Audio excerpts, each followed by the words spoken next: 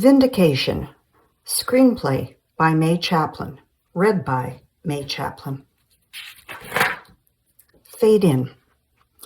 Exterior Schoolcraft Mansion, Washington, D.C. Day. The sun beats down on the sprawling brown barren lawn of a well-maintained residence. Title: Based on Historical Facts and Written Testimonials. From a leafless treetop view, a balding, blanketed Henry Schoolcraft, 72, sagging jowls from age and weight loss, sits in a wheelchair, eyes closed, face to the sun, a book open in his lap. Title: Washington, D.C., December 10th, 1864. A shrill call of a falcon shatters Henry's reverie. He jerks towards the trees, squints his eyes, intently focuses in the direction of the piercing cry. The falcon calls again. Henry spots the bird. The falcon takes flight, boldly circles Henry. With difficulty, Henry stands. The falcon swoops down, barely missing Henry's swaying arms. Henry: "Come get me, you vindictive heathen." The falcon falls from the sky, a dead aim for Henry. Henry screams, covers his head. The bird swings wide, extends its talons, and captures a rodent scurrying through the dead grass. Henry throws his book at the bird, missing. The falcon hovers. The rodent wiggles for freedom. Henry forces his crippled legs toward the bird. He raises his clenched fist, growls with anger. The falcon flaps its massive wings, soars toward the sky, almost touching Henry's head. Henry sways with imbalance, struggles to reach the chair. He falls. His head hits the ground, his eyes toward the sky. The falcon flies higher and higher. Exterior Schoolcraft Mansion Day. A gloved hand bounces a knocker on the front door. Interior Schoolcraft Mansion continuous. A large, lavishly decorated foyer. A dour-faced Mary Schoolcraft, late 60s, elegantly dressed, composes herself in front of a mirror. She opens the massive front door, a pasted smile on her face. Joshua Lippincott, 51, a well-dressed, distinguished gentleman, meets her gentility with intelligent, kind eyes. Mary: "Joshua, thank you for coming." Joshua: "Good to see you, Mary. Just time enough for a chat. How's our Henry?" Joshua steps across the threshold with familiarity. Mary: "That's why I've summoned you." He hands his hat and gloves to Addie, a sturdy, uniformed black maid. He slips his coat from his shoulders. Interior parlor continuous. Piping hot tea is poured from a sterling pot into fine cups. Addie sets the pot down on a sterling tray. Joshua and Mary attend to their tea. Raleigh, a golden retriever, sprawled in front of a lit fireplace, watches. Addie: "Will there be anything else, Mrs. Schoolcraft?" Mary: "Yes, Addie. Prepare Mr. Schoolcraft's lunch, then fetch him from his musings." Addie: "Yes, ma'am." Addie vanishes. Joshua relaxes, enjoying the tea. Joshua: "So what's our Henry thinking about writing? Indian tribes of the United States? Their history, customs, religion, arts, language, traditions, oral legends. Have I left anything out?" Mary: "Since the paralysis, he feels useless, wants to die." Joshua: "He said that, the dying part." Mary: "He's going mad. I fear he will do himself harm." Joshua sets his teacup on the saucer. Joshua: "I'm his publisher, not his doctor." Mary: "Propose a new book. Give him purpose." Addie screams. Joshua jolts. Mary spills the tea from her cup onto her dress. A barking Raleigh charges from the room. Exterior Schoolcraft Mansion continuous. From the falcon's treetop view, a barking Raleigh races from the house to Henry lying on the ground. Addie, close behind, falls to the ground, ear to Henry's heart. Joshua and Mary run from the house across the lawn, gather around Henry. Interior Henry's study, later. A desk stacked with papers is surrounded by filled bookshelves, many with Henry Schoolcraft as author. A makeshift bedroom has been assembled near a fireplace. Propped in bed, a dazed Henry allows Mary to adjust the pillows behind his head. Joshua stands at the end of the bedstead. Addie enters with a tray of soup and tea. Raleigh close at her heels. She sets the tray by Henry's bed.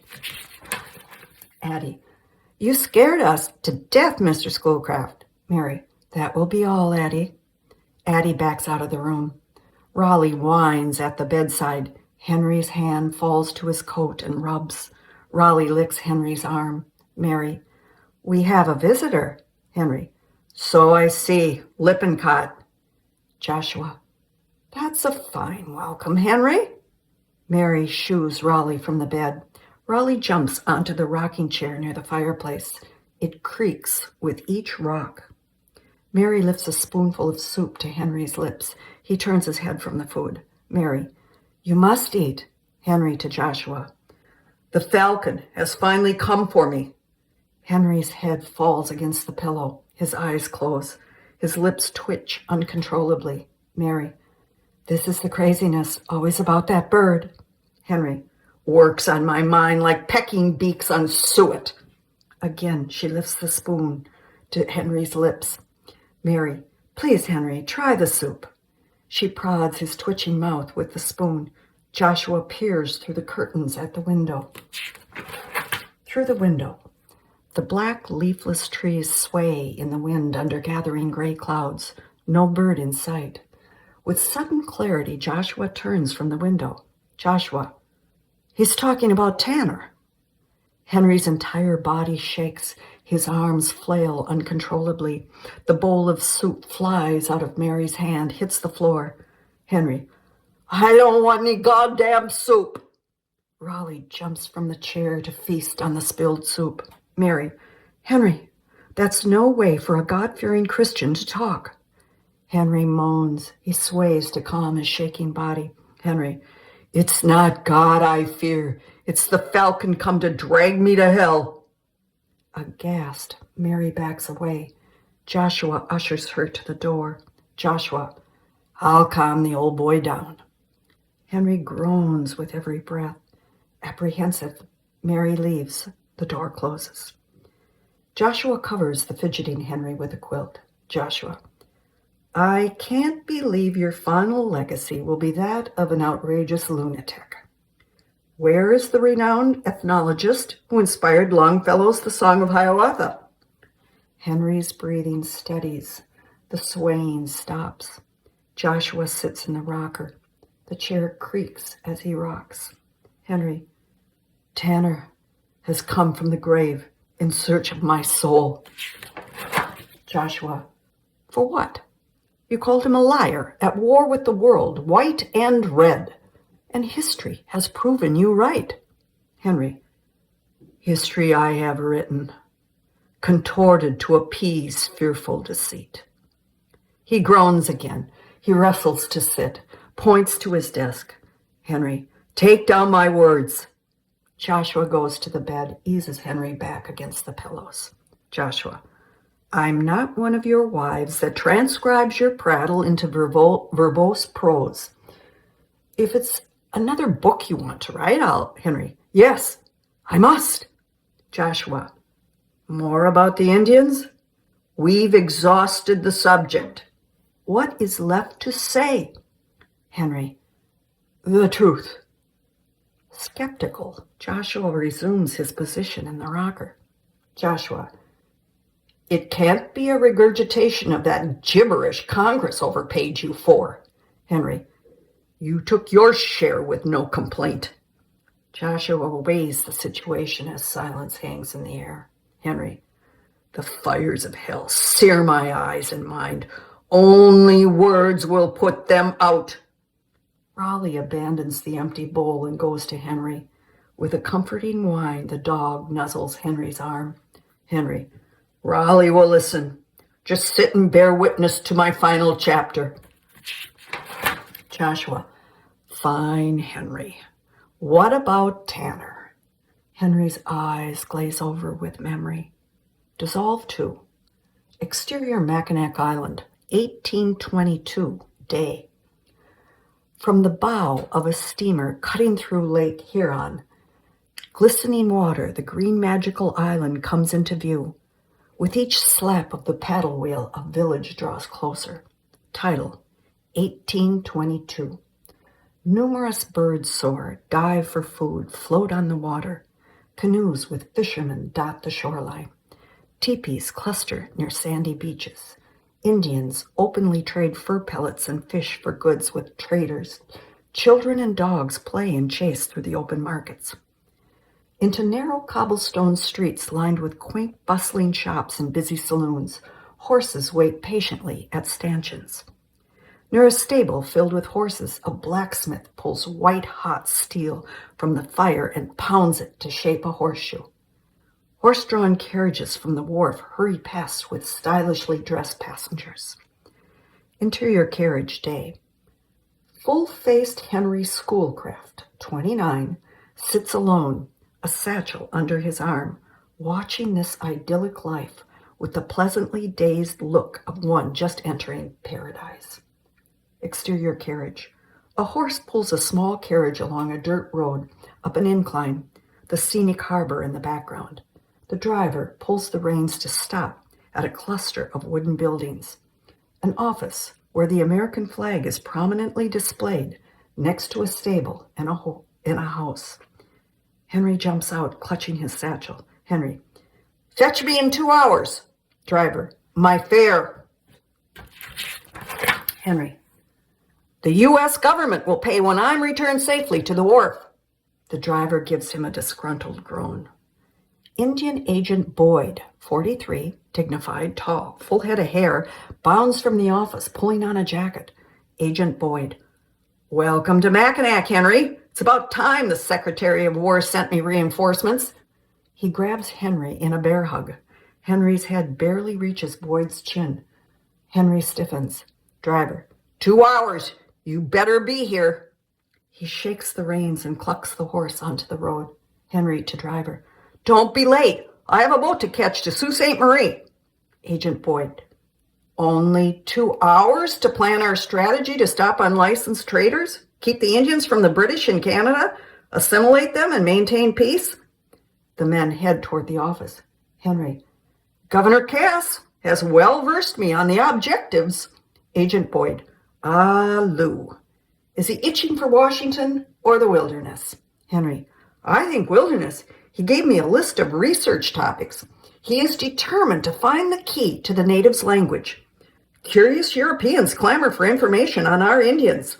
Agent Boyd, language, yes.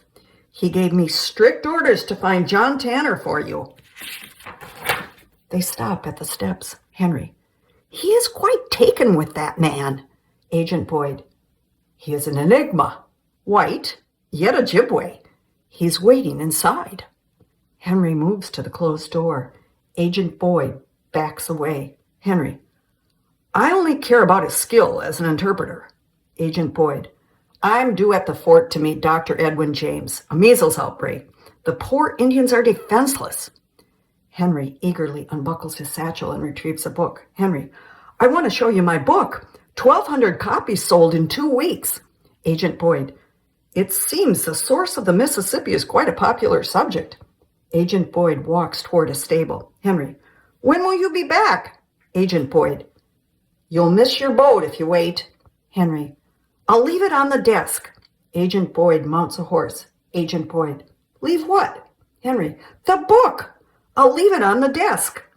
Agent Boyd reins the horse to Henry. Agent Boyd, the Johnston family's expecting you. They'll help you find lodging. Henry nods, looking a bit lost. Agent Boyd, keep me up to date. The post between here and the Sioux is excellent. Good luck, Henry. Agent Boyd nudges the horse with his foot and trots away. Henry, thank you, Boyd.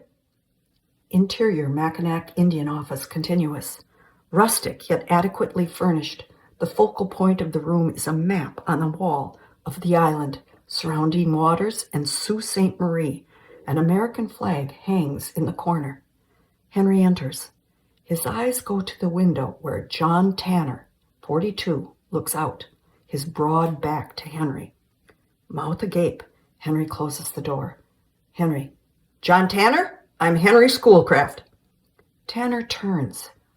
Weathered blue eyes, tall, muscular, banded hair to his shoulders, leggings, calico shirt, moccasins, a knife in a sheath, and a pouch belted at his waist. Henry stumbles towards Tanner, hand extended, setting his book and satchel on the desk. Tanner focuses on Henry's hand coming at him. Tanner lifts his eyes to Henry. They lock. Henry pulls his hand back. Tanner towers above him.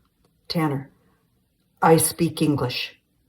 Henry, of course you do, my good man. But can you speak the Algonquin languages? Tanner, I know them all, them well. Henry sits behind the desk, a comfortable distance. Henry, can you read and write Algonquin? Tanner, no. Henry, English? Tanner shakes his head, grunts. Henry sizes him up. Henry, Governor Cass advises that you would be an asset as an interpreter at Sault Ste. Marie. The pay is $350 a year. You could start immediately. Tanner's face clouds. Tanner, I have children to feed, and the fur tray is diminished. I accept. Excited, Henry leaps up, extends his hand again. Tanner skeptically eyes Henry's hand, then grasps it. Tanner's massive grip dwarfs Henry's palm. Henry, the governor will be pleased. Tanner, Cass was kind to me, aided my search to find my white kin in Kentucky. Henry searches in his satchel, locates a piece of paper, and hands it to Tanner. Henry, the agency will reimburse you for supplies. Not sure what I'll find at the Sioux. A boat will come for you in 4 days. Tanner holds the paper, eyes on Henry. Henry, they'll read it for you at the store. Tanner tucks it in his belt. Henry picks up his book. Henry, Governor Cass and I discovered the source of the Mississippi. The lake is named after him. I'm the first white man to have seen both the source and the delta. It's all in my book. Tanner, the Great River. Henry, yes. They have not even found the source of the Nile. Perhaps I should go over to Africa and help them out. Tanner's face is inscrutable. Henry opens his book to a map. Lake Superior and the connecting rivers are prominent. He points to Cass Lake. Tanner studies the map. Henry, the journey was grueling. We endured every imaginable obstacle, heat, insects, hunger, thirst, portages that took days. But we reached the headwaters. We were euphoric. Tanner, you must continue upstream. The beginning of the Great River is a mushkush. It is here. Tanner's massive hand encircles Henry's finger, forcing it to move northwest on the map. Tanner, the last miles are uphill to be portaged with many pujidinum resting spots. The entry to the long wooded lake is narrow, weedy. Tanner points to the destination on the map. Tanner, it is well hidden, a sacred site. Henry, dumbfounded. A mushkush? Tanner, the Elk Lake. Yellowhead can take you. It is the land of his people. Henry, Yellowhead? Tanner, he is a Gokwa. 2 spirits, hair white in front, a mark of birth. Henry steps back from Tanner as if he were poison. Interior Henry's study, Washington, D.C., 1864 day. The elderly Henry is in bed, stares as if dreaming, with his eyes open. His chest rises and falls with each breath.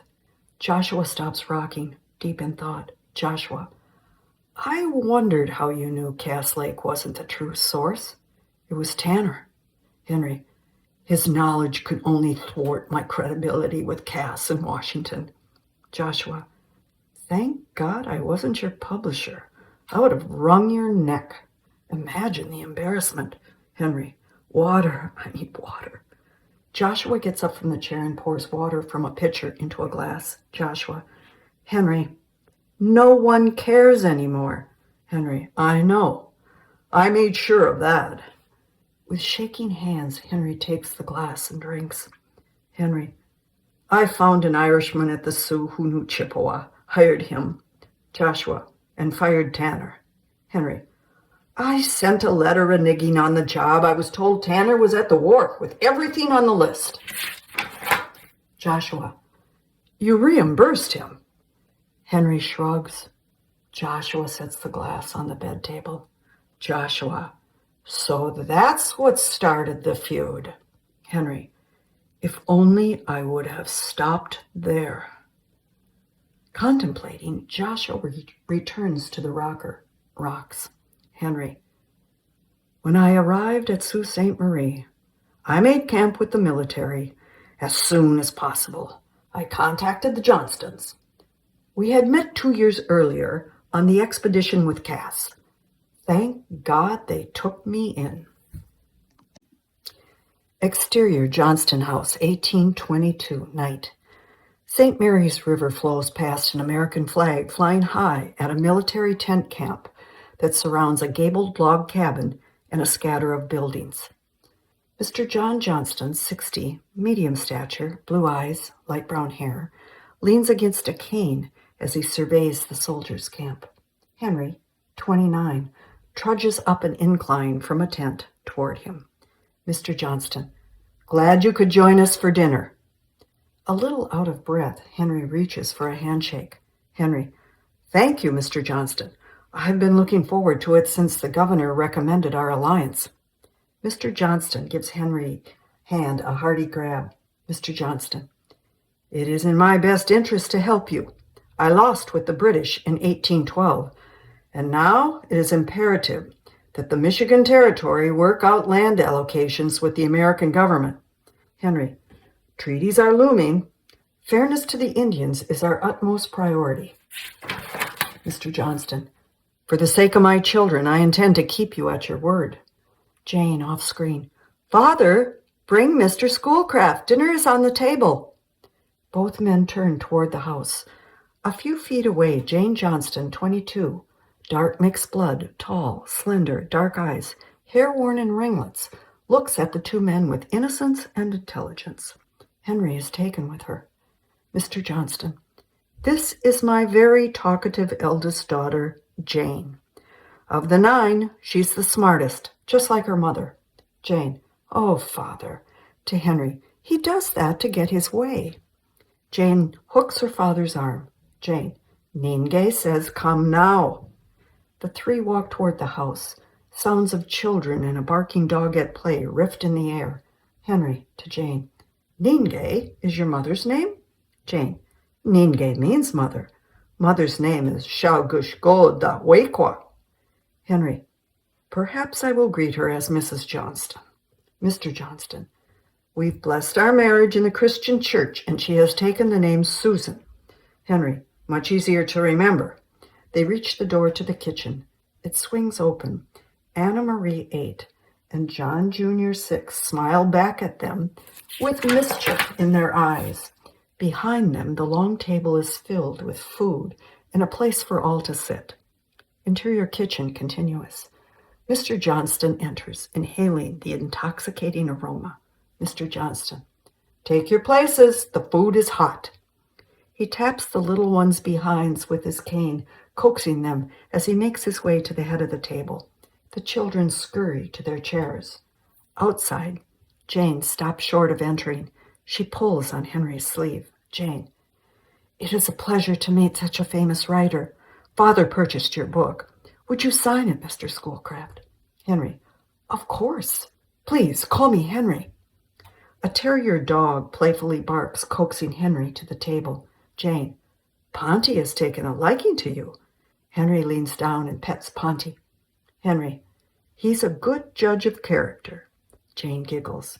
Susan, Shogush Kol Dawekwa, 50, dark hair and eyes, regal in stance and demeanor, appears, eyeing the couple.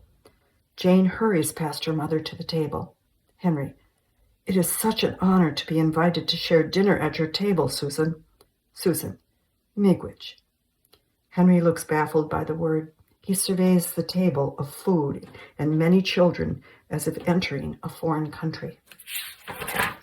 Mr. Johnson stands at the head of the table and points to each child. Mr. Johnston, John, 6, our youngest, my namesake. Anna Marie, 8, Will of Steel. William, 11, head for business like his father.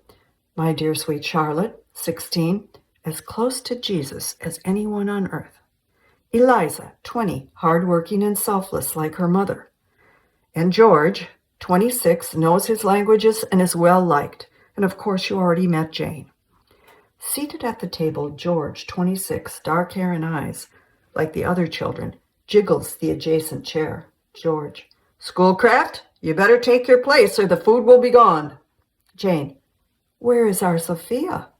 Sophia, 10, pretty, mixed blood girl, dark hair and eyes, giggles from under the table. Mr. Johnston whisks his cane in search of her. She scoots to Susan, hugging her waist. Mr. Johnston, we have inherited Sophia, who was abandoned, an honest hard worker. Susan shuts the door. Ponty barks approval. Interior Johnston's library night. On a desk, Henry's book is open to the first page. With a quill pen, Henry scrawls to the Johnstons. With gratitude, Henry Schoolcraft, July 8th, 1822. Jane looks over Henry's shoulder as he writes. Jane, I love books. I learned to read and write English when Father took me to Ireland. My dream is to translate Ninge's stories for the world. Henry, a noble goal, Jane. He places the open book in Jane's hands. She turns the pages. Mr. Johnston smokes a pipe in a comfortable chair. Susan quilts by candlelight. Books surround them. Jane, look, a map of the source. Henry, well, it's what we know now. Jane hands the book to her father, showing a map. Jane, you're a celebrity, Henry. Henry, I'll inform General Brady's men that let's share my tent. Jane, you must come again and often. Expressionless, Susan stitches, observing their interaction. Henry, your request is most welcome. Until my brother joins me in the fort is built, the tent is my home. Mr. Johnston, you're welcome to set up offices in my shed. It's a bit worn, but George will assist you and your interpreter. Henry, his name is Yarns. Met the fellow at the trading post. He knows Chippewa. The pipe leaves Mr. Johnston's lips. Mr. Johnston, we were told Tanner had the job. Jane, John Tanner? The Falcon? Coming here? Henry, he had other plans. What is Falcon? Jane, the Falcon, Shashawabine's, was raised by the Ojibwe in the northern wilderness. If he didn't have white skin, you would think he was an Indian. He is well known. Jane clears her throat, coughs to clear congestion. Susan motions to the door with her hand. Susan, Bama, Wawa, Gina, Kwe. Jane backs up toward the door, a pleading pout on her face. Susan shakes her head. Jane gives an accepting nod and disappears up the stairs. Henry follows her every move. Henry, I eventually will learn to translate. Mr. Johnson gives a hearty laugh. John, that is Jane's name, the sound that stars make rushing through the sky. Henry, a beautiful poetic name. Susan, miigwech. Henry's eyes dwell on the stairway. Interior shed, Schoolcraft office day. A proud Ojibwe chief dressed in native attire examines a collection of shells and rocks on a bookshelf. Henry, at a makeshift desk, writes in a leather-bound journal, an ornamental pipe in front of him. Next to him, Yarns, 30s, a bulky, red-haired Irishman studies a piece of paper. Henry, he is licensed to trade at Vermilion Lake, west of Rainy Lake. Yarns, the chief wants your shells. Henry, they are his for the taking. George, off screen. Schoolcraft, mother would like a word with you. Henry turns. At the open door, George Johnston stands with Susan, a serious look about them. Susan makes her way past Henry to the chief and the shells. Susan takes the shells from her in her hand and pulls them to her heart. Susan, Migas, Chief, Gichimanito. Susan takes the chief's hand and gives him the shells. He's thrilled, smiles, head bobbing. Henry, so happy you like them. Give him the license, Yarns. His hunting is now legal to the United States. Yarns hands the slip of paper to the grateful chief. George, Ningay's words are private. Henry seems a bit stunned and unsure. Henry to Yarns, take the chief to the provisions and give him food for his family. Yarns motions the chief to the door. Yarns, Missinawin. Shells in hand, the chief starts for the door. Henry lifts his pipe to the chief to show gratitude. Henry, Miigwech. Chief, Bamapi. George closes the door behind them. Susan finds a chair to sit. Henry, am I being invited to dinner? Susan, unreadable, nods to George. George, she would like you to sit, be on her eye level. Henry, of course. He sits. Whatever the problem, Susan stares at Henry. His eyes meet hers. George, Ningay worries the land transactions your government proposes will strip our family of Sugar Island. It is where we take sugar from the maples each spring. Her ancestors have inhabited the island since the Great Migration from the east. Mejas shells were found there. Henry, the shells the chief wanted. George, they are the sign of our survival. Susan's gaze is steadfast. Henry blinks back at her.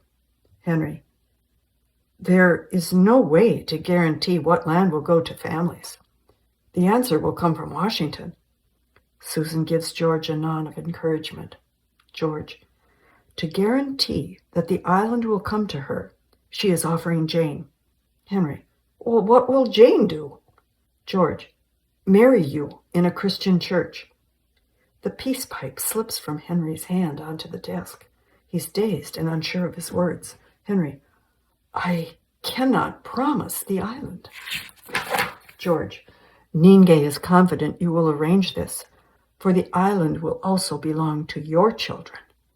Henry, does your mother understand English? George, yes, she chooses not to speak it. Susan rises from the chair. She takes a Mejas shell with her from the collection on the bookshelf. She puts it in Henry's palm. Susan, Metagawin. His palm stays open, as if unable to grasp the shell. Susan confidently walks out of the office. George, you must move into the house as soon as possible. This will help Jane comply with her part of the covenant. Henry, Jane knows? George, only if you tell her. I have vowed secrecy to Ningay. Henry grasps the shell tightly, bringing it to his lips. The bargain made, George slowly rises to follow Susan. Henry, I need loyalty, George. Be my interpreter. The pay is $300 a year. George, but you have Yarns. Henry, he'll be gone by morning. Henry opens his hand and studies the iridescent shell. Interior Henry's study, Washington, 1864 day. A small wooden treasure chest box is opened. Joshua hunts amidst cufflinks, watches, medals, and coins. Joshua, here it is. He crosses to Henry, propped up in bed, and places a shell in Henry's withered hand. Henry lifts it to his lips. Henry, I received a dowry of $10,000 and built private lodging. In no uncertain terms, I had to deliver Sugar Island. Joshua, and you did. Henry, after the Fond du Lac Treaty, we were all bound together in marriage, money, culture, words. I loved the possibilities. She was my Pocahontas. Joshua, she made you famous. Henry's hand shakes uncontrollably. The shell bounces onto the floor. Raleigh lunges for it. Henry, get it? It's all I have left of her. Raleigh paws the shell, making it dance. Henry, I wanted notoriety more than her. Joshua picks up the shell from the floor and sits back down. He studies the pathetic Henry. Joshua, you adored her. Henry, I played the part. Tanner saw my deceit. Perhaps it was the Indian in him, or because he loved her. Joshua, Jane? Did she know this? Henry's lips quiver, his eyes tear. Henry, Jane loved me, and I destroyed that love bit by bit. Exterior Johnston House, Indian Agency, 1824 day. A sign, Sault Ste. Marie, U.S. Indian Agent Henry Schoolcraft, is prominently hung over the front door of a new addition. Interior, Johnston House, Indian Agency, continuous. Dr. Edwin James, 37, intelligent and kind, closes the buckle on his medical bag. A very pregnant Jane sits behind a desk writing with a quill pen at a feverish pace. Jane, what else? Henry insisted notes on every word you utter. Dr. Edwin, your health is good, but your hips narrow. Henry must fetch me from Mackinac when the contractions begin. Jane, there are no more statistics to torture the nervous father with? Dr. Edwin, no salt pork, and as much citrus as you can find. Jane, yes, doctor. A thud at the outside door startles them. Jane opens the door to see a serene summer midday setting of her little town. She attempts to close the door, but a hand reaches through and grabs her ankle. She gasps. A weary, unkempt John Tanner is sprawled against the house. Dr. Edwin James joins her and peers down at him. Tanner, food. Dr. Edwin, for God's sakes, it's Tanner. Tanner tries to get up but passes out. Around a table, a shirtless John Tanner shovels spoonfuls of stew into his mouth. Dr. Edwin James examines a gruesome scar on his chest. His arm sags from the shoulder at a peculiar angle. Jane passes Tanner another platter of bread. Dr. Edwin, your house in Mackinac was sold to care for your children. Tanner's hand falls from his mouth, the seriousness of death on his face. Tanner, they are alive. Dr. Edwin, at the Indian school, waiting for your return.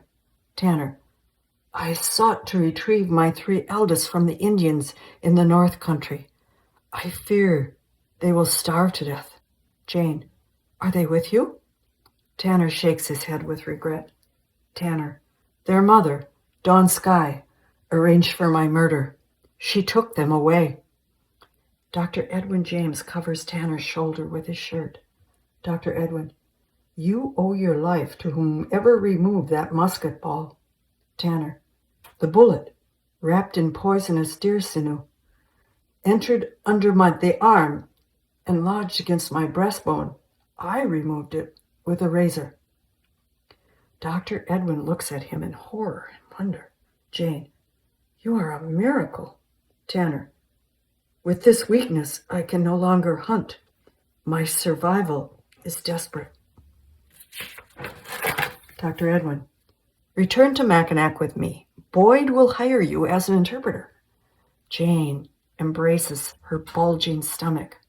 Jane, I can't imagine the loss of a child. Tanner, you are kind, Mrs. Schoolcraft. Jane, Bamwawa Gizakwe. Tanner, Migrich, Bamawawa Gizakwe. Jane smiles as if she were hearing beautiful music. Interior Jane and Henry's bedroom night. Jane lies in bed, ready for sleep. Ponty nestles at her feet. Henry sits next to her, hands on her protruding belly. Henry, I felt a kick from our strong boy. Jane, or girl. Henry, it is a boy. God has told me. She giggles. Henry climbs into bed. Jane, it is so good to have you back. Please don't leave me that long again. She snuggles up to him, her face buried in his chest.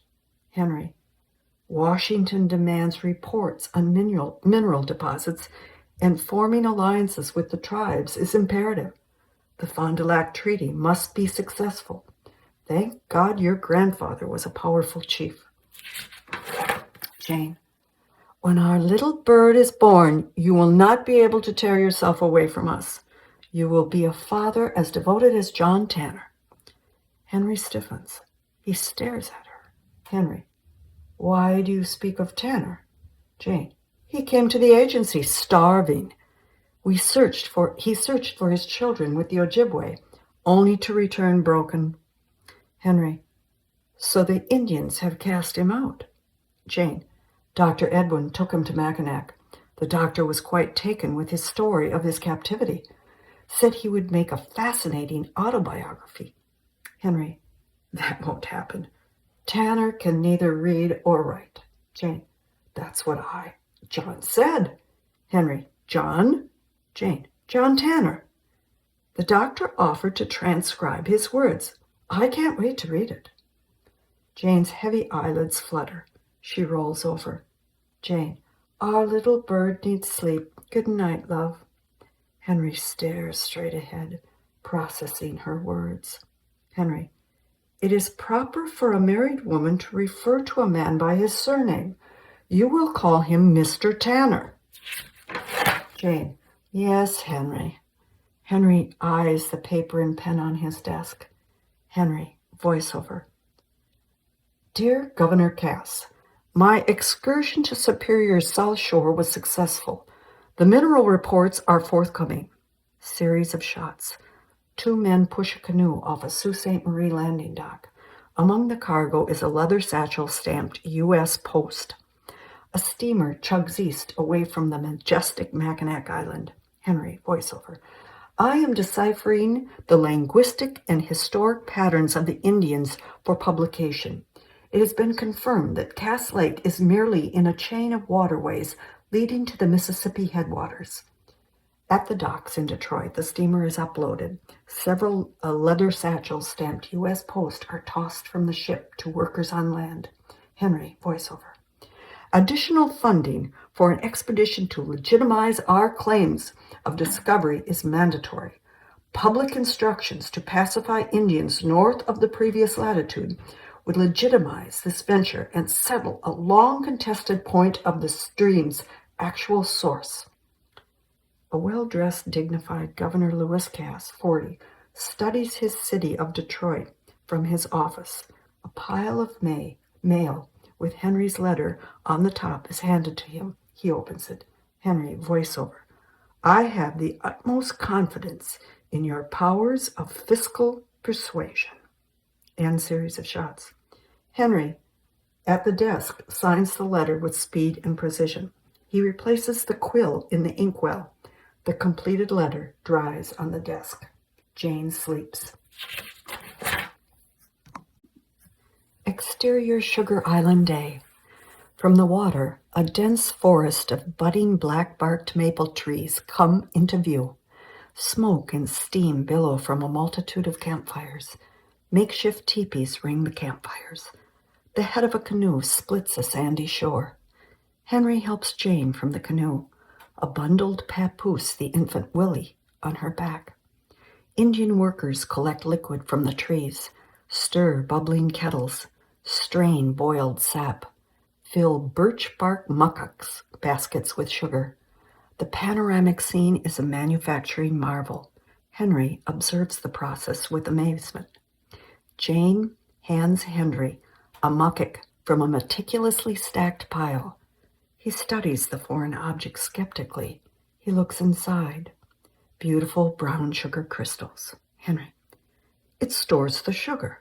Jane. So may the outward shows be least themselves. The world is still deceived by ornament. Henry. Jane, that's Shakespeare. Jane.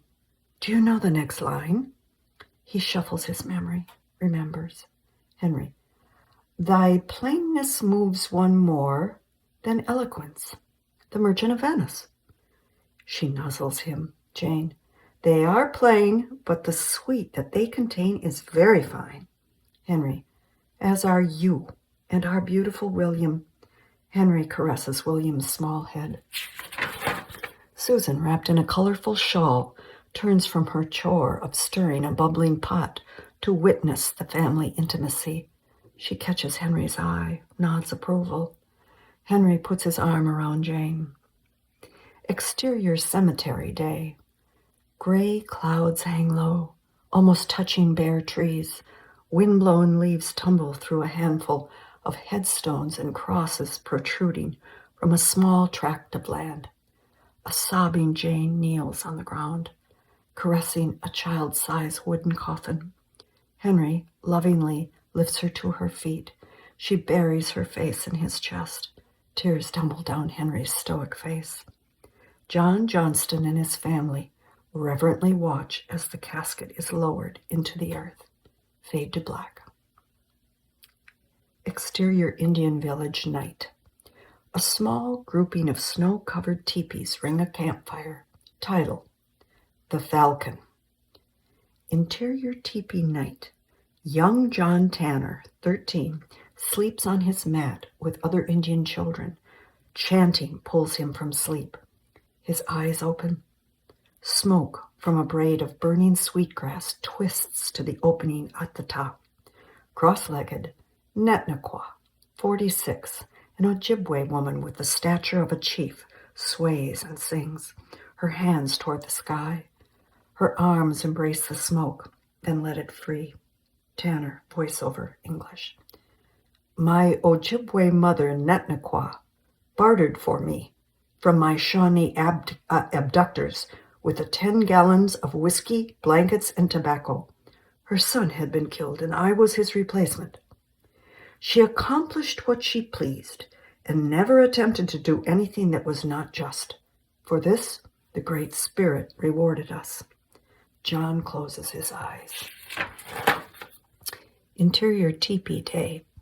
Sun filters through the skins. John opens his eyes. The children asleep. Netnaqua gone. The flap of the tent blows open. The outside ground is covered with fresh snow. Netnaqua, arms filled with wood, pleads with an Indian elder, Ojibwe, with English subtitles. Netnaqua. I prayed to the Great Spirit to relieve our hunger. When I slept, he came to me, spoke. Netnaqua, tomorrow you shall eat bear. Elder. And who is to kill it? The land is exhausted. We must move. Netnaqua. We are too fragile. The bear is here, near a small round meadow on a rock path. Smoke will come from the ground. Elder. You talk crazy. The elder leaves in a huff to join the men packing up the camp. She chases after him. John eyes a gun hanging in the teepee. Exterior meadow day. From a treetop view, John, the gun heavy on his shoulder, stands in a tree-ringed, snow-covered round meadow. He notes a break in the trees, spots a rock path. He trudges through the deep, snowy path, eyes glued to the ground. A bird calls. He lifts his face to the sky, listens, looks. His breath billows in the cold. A falcon. He spots a clearing a few feet away.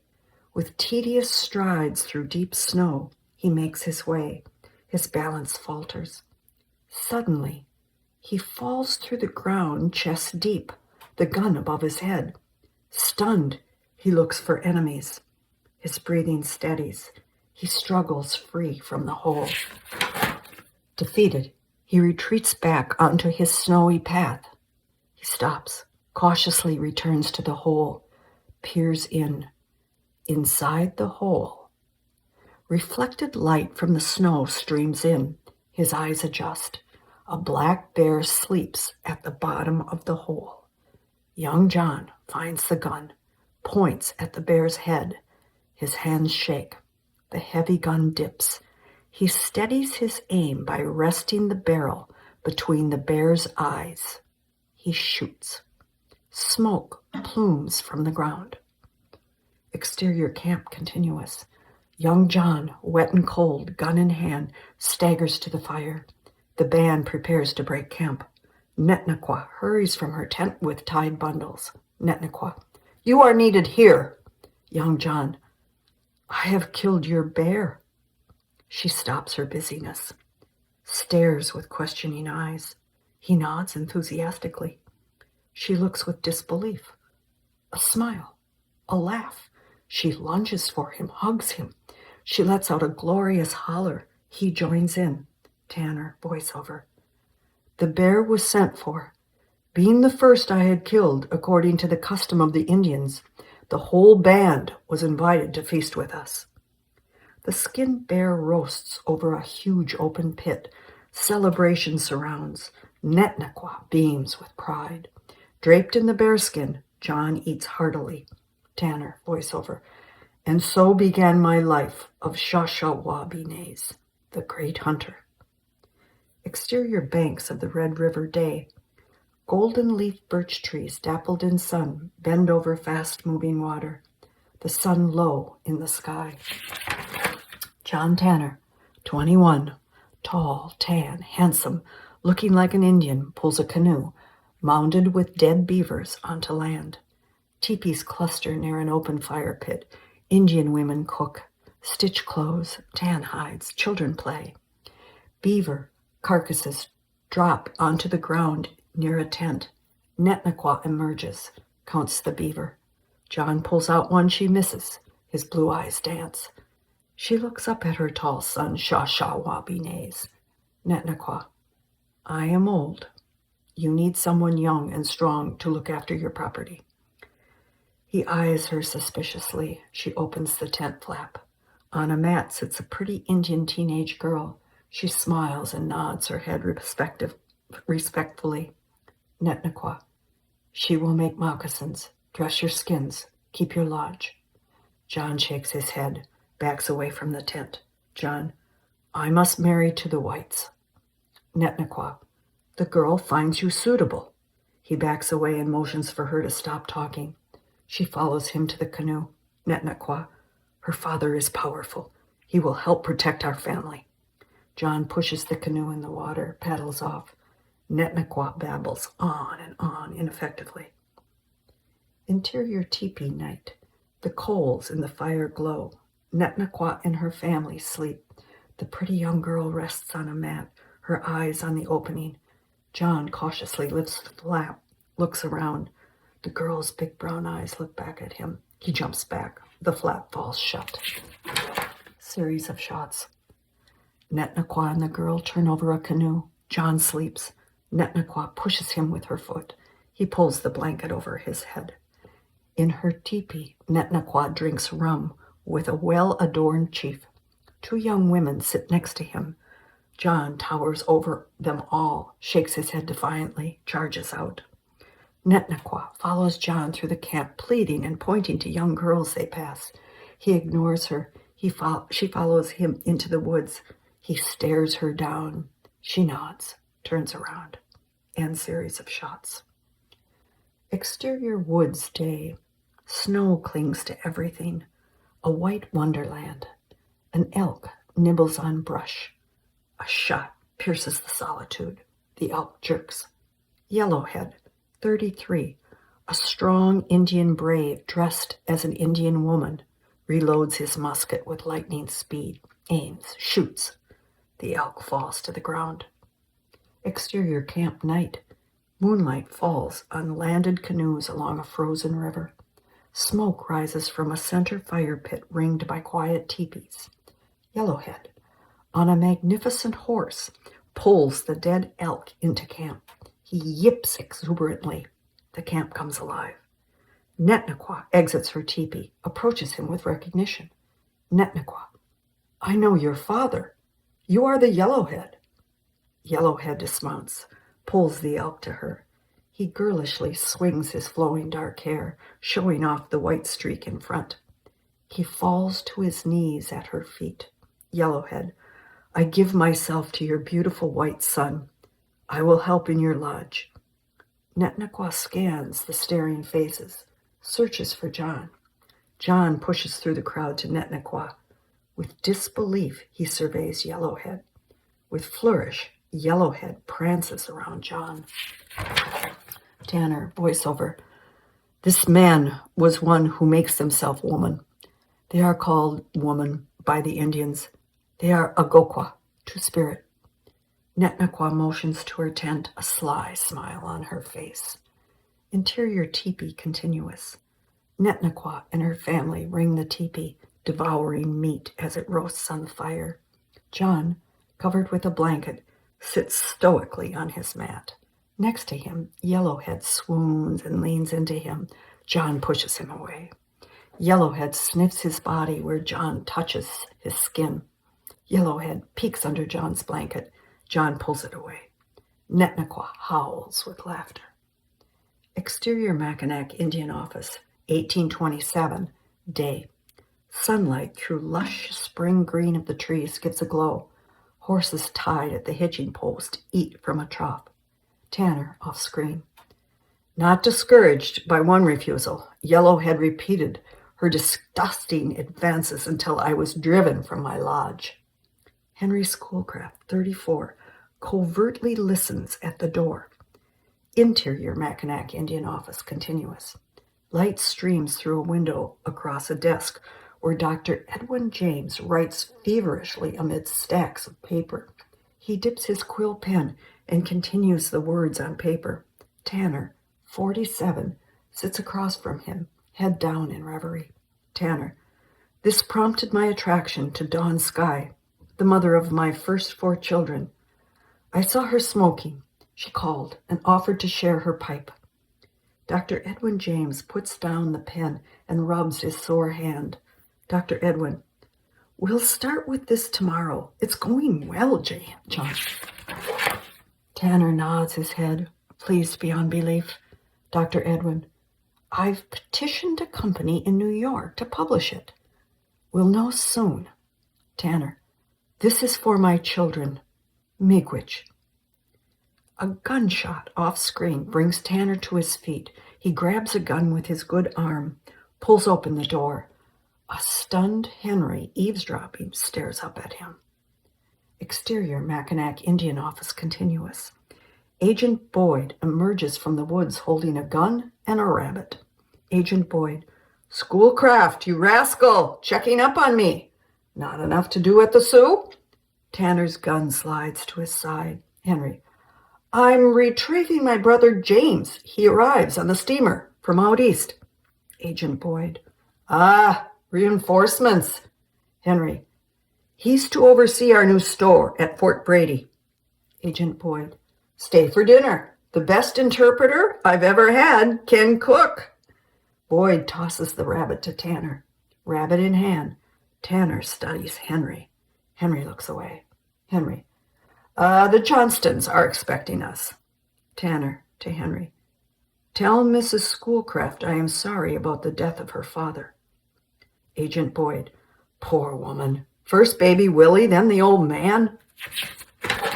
Henry nods. Boyd slaps Tanner on the back, enters the office. Agent Boyd, how's your book coming? Henry peers in the door to the paper and pen on the desk. Interior Henry's study, Washington, D.C., 1864, day. Raleigh barks at the door amid insistent knocking. The door opens to the hall. Raleigh bolts out the door. Mary Schoolcraft, holding a tray of biscuits and tea, peeks over Joshua Lippincott's shoulder. Henry lies in bed, eyes closed, dead looking. Mary, he's got to eat something. Joshua blocks her view of the bed, winks. Joshua, we're discussing a book proposal. She nods, hands him the tray, backs away. Mary, good job. Joshua closes the door with his foot. He sets the tray on the bedside table, snatches a biscuit, eats. Henry's eyes spring open. Joshua, I want no part of this silly game. Henry struggles to sit, groans with pain, hand to his head. Henry, I must tell the truth and she'll stop me. Joshua wanders to the window. Through the window, perched on the wheelchair, the Falcon watches Raleigh relieve himself on the grass. The bird takes flight. Raleigh chases. Joshua follows the bird with his eyes. Joshua, What you need is a doctor for your aching head. Henry stares obliviously into the fire. Henry. Tanner was writing a book. This ignorant man upstages me. Washington would see me for what I was. Joshua turns from the window. Joshua. And what was that, Henry? Henry's lips quiver. Henry. I needed to write about the Indians. With unquestionable authority. Worldwide acceptance of my insightful knowledge. Applause, applause. Joshua sits in the creaking rocker. Joshua. You needed Jane. Henry. More than she ever knew. Exterior, Sault Ste. Marie, 1827 night. A canoe paddle rhythmically dips into calm water, creating soft waves that reflect a summer setting sun. Jane, seated at one end of the canoe, a pleased smile on her face, sighs in delight. Henry paddles. Henry. You're enjoying this, Jane. You are to thank for that. Very romantic, Henry. Henry. It's good to see you smile. Jane. Sorry, I've been so... Henry. Sad. Her eyes fill with tears. Henry. I read your poem about Willie. The clouds in darkness seem to lower. The storm has passed with awful power and nipped my tender, beauteous flower, my Willie. Jane, it's beautiful. Jane. Writing soothes my mind and spirit. Henry stops paddling and waits for her gaze. Henry. Then we must keep you writing. Your mother's stories, legends, songs, poetry. We'll publish them all. She leans toward him, eyes bright with inspiration. Jane. A magazine to build a bridge of understanding between the Indians and whites. A winter project. Henry resumes paddling, thinking it through. Henry. Well, a magazine needs an editor. Jane. Editor. Henry Rowe Schoolcraft. Henry. We'll call it The Literary Voyager. She claps her hands in delight. Jane. We'll write together. You on your memoirs, and I on our magazine. Henry. I have my Jane back. The sun sinks low on the horizon. She pulls a shawl around her shoulders. Jane. Odd. I suddenly feel chilled. Interior, Jane and Henry's bedroom night. Henry and Jane make love. As he pumps, he whispers. Henry. My dear, sweet, lovely little writer. His breath quickens. He reaches his peak. She holds still. He collapses on her. She kisses him. Jane. I will adore working with you. He rolls off of her, eyes to the ceiling, thinking. Henry. A writer needs a pen name. Something that reflects your Indian heritage. She snuggles close to him. Jane. I like Leela now. Henry kisses her. Henry. My dear Leela now, let's leave your father's house. We deserve our own home, something grand, by the river. Jane. A place to work and play. Henry. And raise our family. Jane melts into him. Interior Fort Brady's store day. Guns and outdoor survival goods hang from the log walls. Barrels below them. Foodstuffs line the shelves. A pile of beaver pelts mound on the counter. James Schoolcraft, 29, broad shoulders, ruggedly handsome, counts money. A filthy, long-haired French voyageur scrutinizes him. James. 47, 48, 49, 50. A knife is thrust into the wood counter. James looks into the angry eyes of the voyager. Voyager. 3 quarts. James reaches into the register and adds an additional bill. The voyager grabs the money. As he storms out, he pushes past a stunned Henry. Henry. My brother is making friends. James. A simple miscalculation. James thuds a wrapped bundle down in front of Henry. Henry, paper and ink. Thank you. James, I'll have the dry goods delivered. Henry fingers his package. Henry, as Chief Judge of Chippewa County, I was bound to hear of your little scuffle at the tavern. James, and what did you hear? Henry brushes soil off James's shoulder, smiles. Henry, I heard it won't happen again. James, seems we've talked to the same person. Henry, really, James, the Schoolcraft name carries a bit of clout in these parts. We wouldn't want to ruin our chances. James, you mean your chances?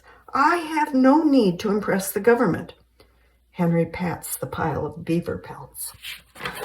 Henry, perhaps the title Clerk of Court entices you? There are many ways to make money. Beaver's only one of them. A pretty mixed-blood woman rushes through the door to the counter, her face happy and flirty. James brightens. Mixed-blood woman, you promised we would picnic today. Henry takes his package and leaves. Exterior Indian Village Day. The green of summer. A giant fire in the center of the teepees roars. A pot of water boils on the coals. A young brave, 20, scantily dressed, sings as he wildly beats a drum and shakes a rattle. Tribe members suggestively dance around him. The entire clan views the show. Tanner, voiceover. A young man with the practice of Wabino religion came to our tribe. Netnaqua, old and regal, sits on a tree stump. John, Dawn, Sky, and their small child stand nearby. Tanner, voiceover. It was a fashionable practice, but considered false and dangerous by many of the elders. The drum stops. The young brave rubs gunpowder on his hands. He circles his audience, showing his black palms. The young brave holds his hands over the fire until flames leap from his skin. His audience gasps and murmurs. To extinguish the flames, he submerges his burning hands into the boiling pot, pulling a beaver head from the bottom. He tears flesh from the head with his teeth. Tanner, voiceover. The ignorant presume the resistance to fire a supernatural power, but it is the application of herbs that makes the body insensitive to heat. The dancing and singing resume. Netnaqua stands. Silence. She walks to the young brave, cutting him down with her stare. Tanner, voiceover. Old Netnaqua was not backward about the Wabi-nose man's business. She circles him like prey, eyes blazing, backing him inches from the fire. She kicks the kettle of boiling water onto the ground where he stands. He yelps in pain, dances away from the heat. Interior Mackinac Indian Office night. Moonlight streams in through frost-covered windows. Fire burns in the hearth. Tanner, 48, sits by the fire. Tanner, it was a time prophets came forth. Many foolishly followed their commands, bringing much distress. Netnaqua always saw truth. At the desk, Dr. Edwin James puts his pen in the ink. Dr. Edwin, she was remarkable. Tanner nods, holding in his emotion. Tanner, the last time I saw her, she prayed to the Great Spirit that my hunt would be successful. Flashback. Elderly Netnaqua, long gray braids, cross-legged, wrapped in a blanket, sways as she chants a prayer in front of a fire. Return to scene. Tanner is hunched over, weak with the memory. Tanner, I made a change in my hunting. I resolved to get every animal I shot at, never firing unless the prospect of a kill was good. The following year, I missed only 2. Dr. Edwin joins him by the fire. Dr. Edwin, Netnaqua named you appropriately. Shashawabines. Tanner lifts his bad arm onto his lap. Tanner, I'm no longer the Falcon. Dr. Edwin, hunting days over, publishing days ahead. A narrative of the captivity and adventures of John Tanner. Tanner gives a hesitant smile. Tanner, tomorrow You will hear of the battle with the Sioux at Turtle Mountain. Many of our tribe died. Exterior Detroit Landing Dock Day. The bustling city of Detroit glows with the green of spring. Title: Detroit, April 1828. Henry, 36, in formal dress, stands on a dock steamer as it unloads. He gazes out onto the civilized city and inhales the sweetness of fruit trees in bloom. From shore, Governor Lewis Cass, 42, waves frantically. Cass: "Schoolcraft, over here!" Henry shades his eyes from the sun and searches the shore. Cass: "You're late!" Interior carriage continuous. Henry and Cass sit next to each other, enduring the jostling of a bad road. The city blurs past them. Cass: "Your lodging has been arranged. New council members meet at the governor's residence this evening." Henry hands Cass a small stuffed bird, then sifts through a pile of mail. Henry: "I've discovered a fringilla species. Sent one to New York Lyceum at Natural History. They're thrilled." Cass studies the bird. Cass: "Ah, adventures in the wilderness." Henry perks up as he reads from a letter. Henry: "The Massachusetts Historical Society suggests the publication of my research on Indian language." Cass: "The translations of Indian legends in your magazine are all the talk, even in Washington." Henry: "The long winters have been productive. It's a complicated, unique language." Cass laughs. "So you have not mastered it." Henry: "I find perpetual enjoyment in unraveling the unknown." Cass: "The attention is quite nice also." Henry ignores the reference, tucks the letters in his pocket. Henry: "Any headway on funds to explore the Mississippi source and correct our miscalculation?" Cass shakes his head. Cass: "Mission schools promised in the Fond du Lac Treaty are consuming the War Department's revenue." Henry: "Be assured I will spend it wisely." Cass: "Sorry, the fund has been awarded to the Baptist Board of Foreign Missions. Reverend Abel Bingham is to oversee the school at Sault Ste. Marie." Henry does a double take in disbelief. The carriage heaves roughly. Henry hits his head. Cass, amused: "Hopefully you'll talk the legislature into funds to fix the streets. Oh, and Henry, congratulations on your election." Interior Cass house night. At an open front door, Cass shakes hands and bids goodbye to men as they file past him out the door. Cass: "Thank you for coming. It's a fine group Michigan Territory has elected. Working together will be my pleasure." The last man leaves the house. Cass shuts the door. Interior study continuous. Surrounded by books and artifacts, Henry relaxes, sipping brandy. Cass pours himself a snifter and joins Henry.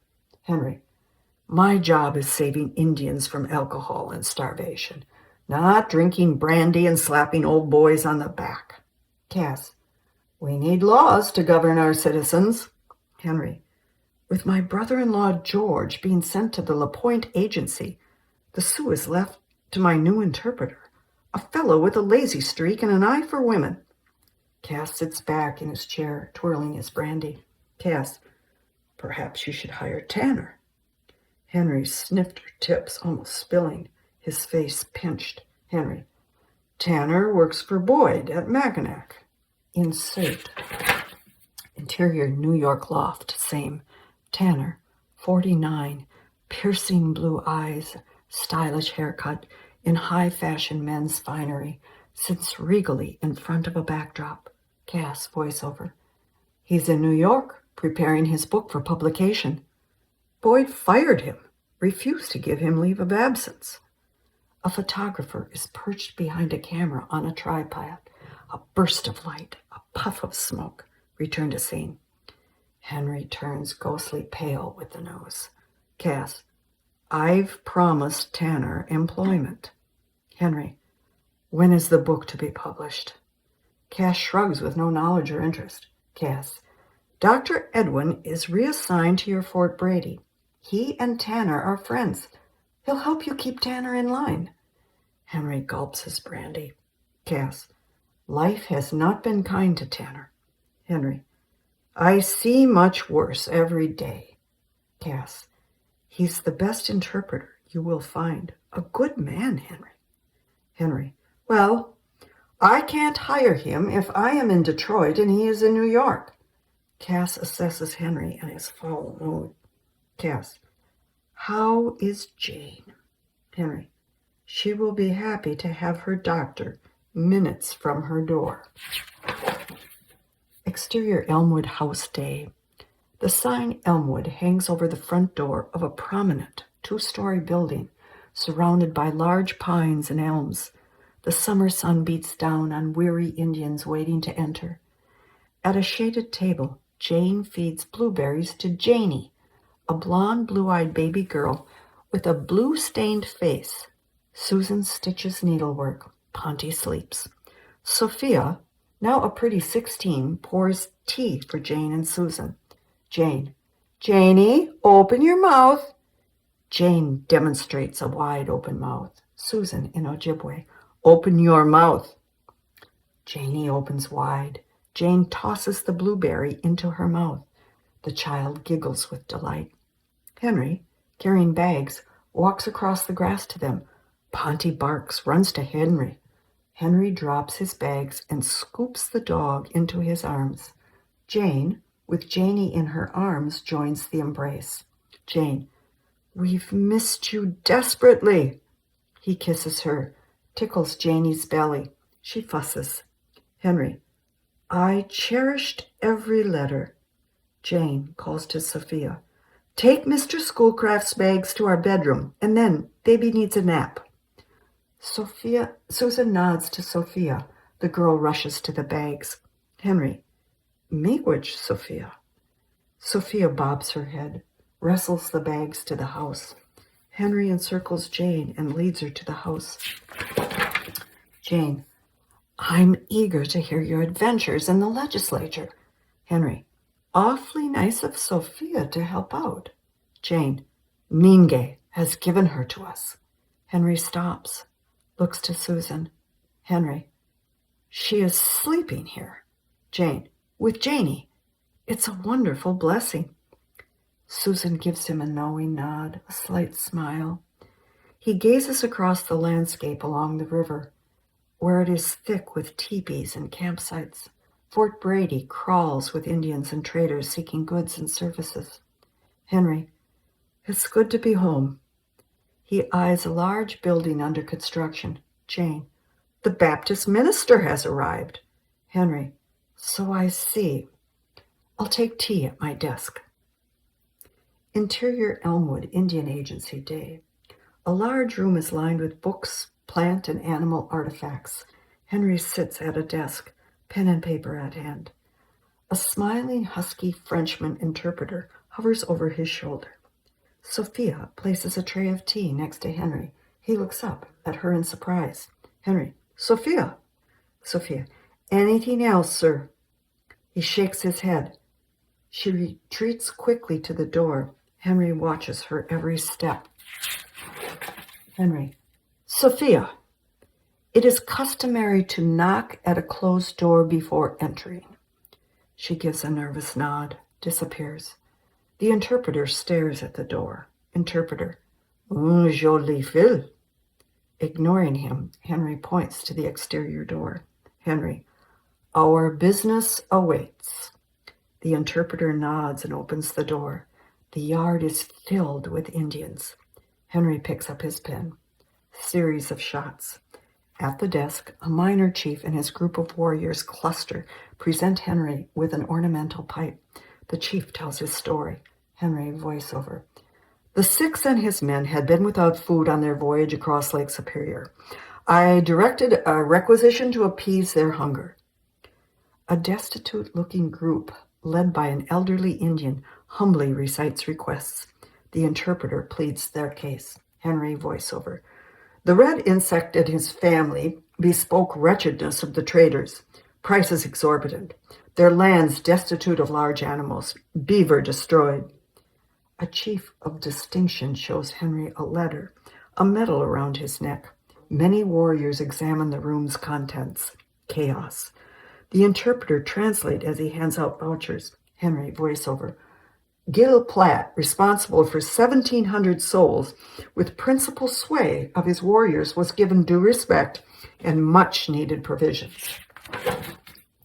A group of 5 warriors and their leader, a tall, dominant man, relates to Henry as if old friends. He gives him a pipe. Henry adds it to his collection. The leader insists on lighting it. Henry, voiceover. Big Throat of Sandy Lake's needs was food. It astonishes me that the expectation of presence induces these people to embark on long, dangerous journeys without adequate means. Henry and the leader share the smoking pipe. A toothless, wrinkled old Indian and his family smile and bob their heads. Henry, voiceover. Broken Tooth, accompanied by his train, made a congratulatory visit of my return. It was much appreciated. End series of shots. Interior Elmwood Indian Agency night. The last rays of sunlight filter in through an open window. Alone at his desk, Henry writes in his journal. Henry, voiceover. 17 separate parties of Indians, numbering 154, presented themselves on this day and were heard on the subjects of a knock at the outside door startles him. A spill of ink soils the white paper. Perturbed, he blots the ink. Henry, come in. Who is it? The door opens. A balding, gray-haired beard, Reverend Abel Bingham, peers in. A modest smile extends his hand. Reverend Bingham. Reverend Abel Bingham to you, sir. Henry stands, assesses the man, shakes his hand. Henry. Ah, yes, the Baptist preacher. How's our new mission school coming? Reverend Bingham timidly helps himself to a chair. Reverend Bingham. Construction has begun. Enrollment satisfactory. Requirements fulfilled. But I am in need of an interpreter. Amused, Henry sits back in his chair. Henry. Hard to make Christians out of heathens if they think baptism is merely a bath. Reverend Bingham nods. It must be a man with reverence for the Bible and respect for God's work. Henry thinks as he clears his desk. Henry. What is the pay? Reverend Bingham. I am at the interpreter's mercy. A knock at the hall door. Jane peeks in. Jane. Reverend Bingham. Join Henry for dinner. Reverend Bingham shakes his head. Thank you for your offer, Mrs. Schoolcraft. It's a busy time. Reverend Bingham gets up to leave. Henry. Jane. The Reverend is in need of an interpreter filled with the love of Jesus. Jane brightens and crosses the room to Reverend Bingham. Jane. My sister Charlotte would be honored to help spread the word of God. Reverend Bingham smiles as if a miracle has occurred. He shakes Jane's hand, then Henry's. Reverend Bingham. My prayers have been answered. Interior Elmwood House Library night. The candle-lit room glows. Lavish decoration and many books. Henry sits at a small table devouring stew and bread. Jane across from him, letters in her lap. Jane. Chairman of the Committee of Finance. Member of the Judiciary. Henry takes a playful bow. Henry. Founding member of the Michigan Historical Society. Jane claps with excitement. Henry. And we've begun to name the townships with Aboriginal names. My suggestion. Jane. I can help with that. Henry. Our next session we will enforce laws to suppress the sale of ardent spirits to the Indians and protect those mixed with European blood. Jane. Noble work, Henry. Henry. And I have been requested to lecture on the natural history of Michigan at the Lyceum in New York. She leans back in her chair with a pout. Jane. I'm losing you to the world. He pushes his empty plate away. Henry. I have responsibilities to those that have sent me here. Jane. You have responsibilities to us. He takes her hands. Henry. Others see me as an authority. I have been chosen to record what history needs to remember, to tell the stories of the wilderness. It is my duty And you are part of that. Jane. What part, Henry? The part you leave behind? Henry. You're asking me to relinquish my place in history to spoil you? That's quite selfish, Jane. A throat is cleared off screen. Jane and Henry twist toward the door. Sophia, eyes down, walks toward them. Sophia. I will wash your dishes. Jane hands Henry's empty bowl to Sophia. Henry. Sophia, do you remember what we talked about in the agency? Sophia. Yes, sir. The door was not shut. Henry. Shut it on your way out.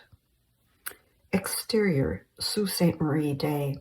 The sun-splashed lush green of summer surrounds the town and fort. Teepees and camps line riverbanks. Water swirls over rocks through rapids. The construction of the mission school is completed. Trees turn to luminous fall colors. Canoes filled with Indians and their supplies head out into the endless lake, leaving the grassy shores empty. Exterior, Fort Brady store continuous. Henry examines a horse tied to a hitching post near the front steps. Loud, angry voices come from inside. Tanner, off screen. The horse is worth more. James, off screen. Not to me. Tanner, off screen. You cheat me. Henry enters the store. Interior, Fort Brady store continuous. Tanner pounds on the counter, his broad back to Henry. Henry stares at Tanner. Flashback. Their first meeting, the Indian agency at Mackinac. Tanner at the window, his back to Henry. Tanner turns, weathered blue eyes, tall, muscular, dressed like an Indian. Return to scene. Foodstuffs, blankets, and supplies line the counter where Tanner, older and tattered, and James Schoolcraft argue.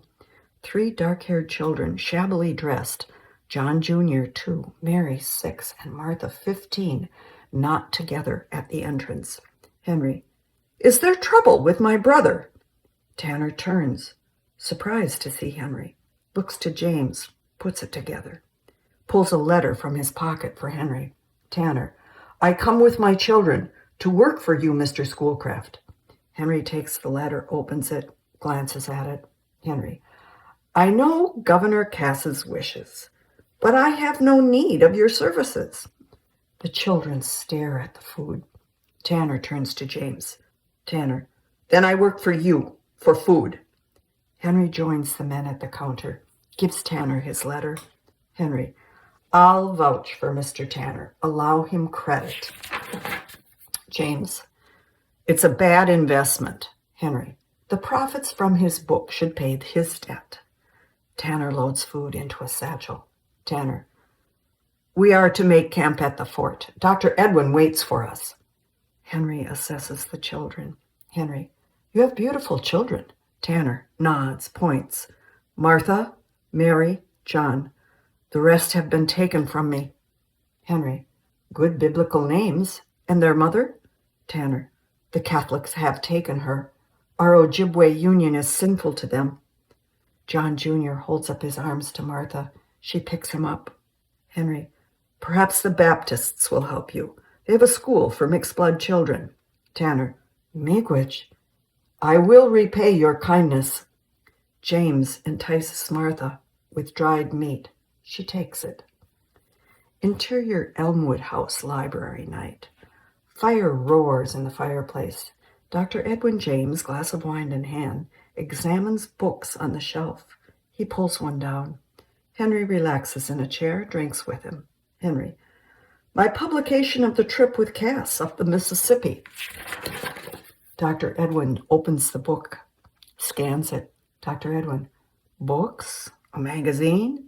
Many published articles. Impressive accomplishments. Henry. Your botanical account of the expedition to Pikes Peak is world-renowned. And now the Tanner book. Dr. Edwin. Hopefully it will be published soon. Dr. Edwin James sits next to him, places the book on a table. Henry. Looking forward to reading it, especially the references of Yellowhead and his people. Dr. Edwin, searching memory. Yellowhead. Ah, the Two-Spirit. Henry. Yes, his people live near the Mississippi. Dr. Edwin. Not recalling that. Yellowhead's romantic attention to John were uppermost in his mind. Relieved, Henry smiles, sips his wine. Dr. Edwin, Tanner lived, hunted, and starved with the Indians for 30 years. Amazing memory, but it has left him with a spirit of revenge and an inherent right to private warfare. Henry, sounds like a worrisome employee. Cass wants me to hire him. Dr. Edwin, his command of the Ojibwe language and customs is extraordinary. He will impress you. Henry, I am impressed with loyalty. Dr. Edwin, I find him fascinating. We have begun translating the Gospels into Ojibwe, giving due respect to the language. It will facilitate conversions for Reverend Bingham. My publisher has shown interest. Stunned, Henry's smile disappears. Henry, you will be the first. Dr. Edwin, yes, winter will be most productive. Jane off screen.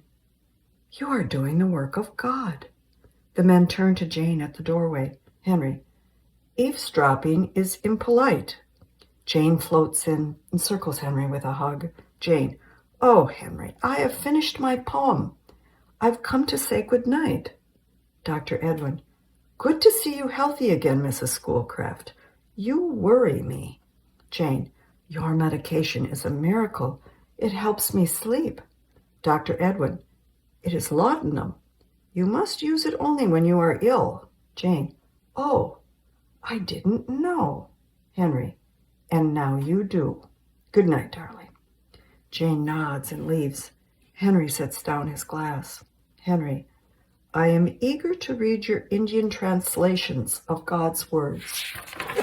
Dr. Edwin, they will be John Tanner's words.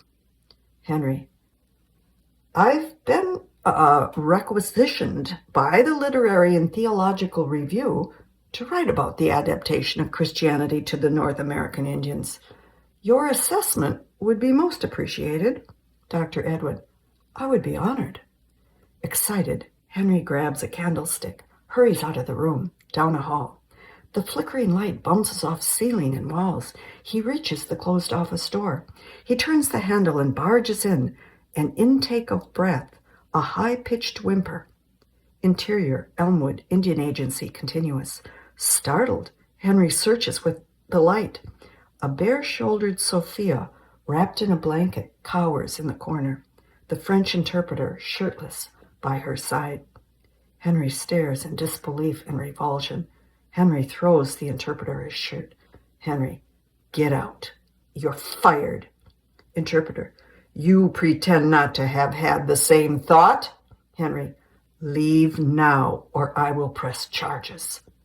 The interpreter takes flight through the outside door. Henry walks up to Sophia, rage in his eyes. Henry, you bring dishonor to this house. Sophia pulls the blanket tight to her chin. Her black eyes stare back at him. Sophia, the dishonor begins with you. Henry slaps her face hard. She takes it without a flinch. Sophia, you are unjust to Jane. You do not respect her or the Indians. Henry, an ignorant opinion. Sophia, I have told Susan. Henry, leave now. You are banished. Exterior Sault Ste. Marie day. Heavy snow falls covering the town, fort, and river with a thick white blanket. Smoke billows from chimneys.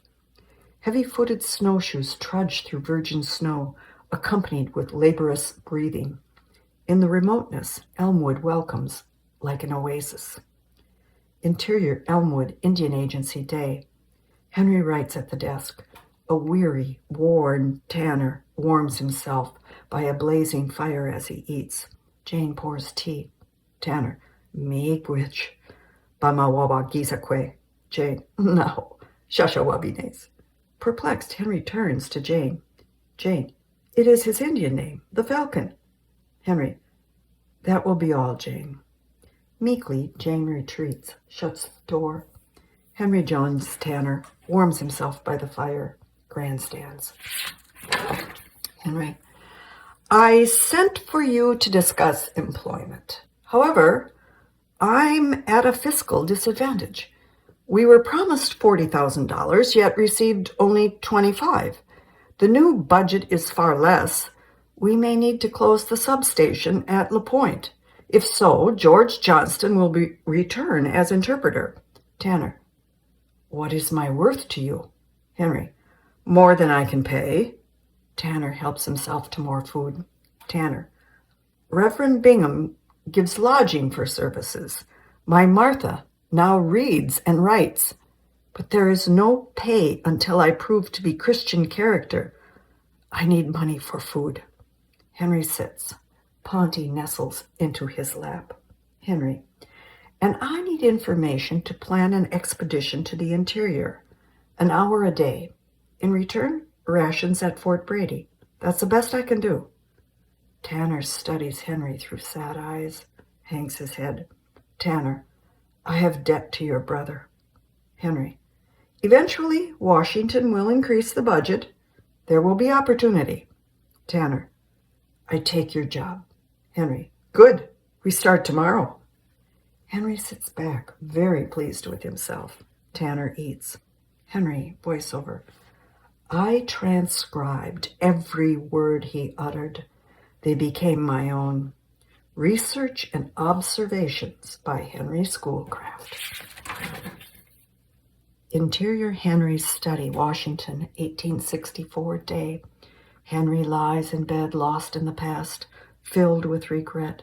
Henry. What is it that makes a man want dominion over another? Is it his own moral weakness? Joshua, in the rocker, looks at Henry with pity.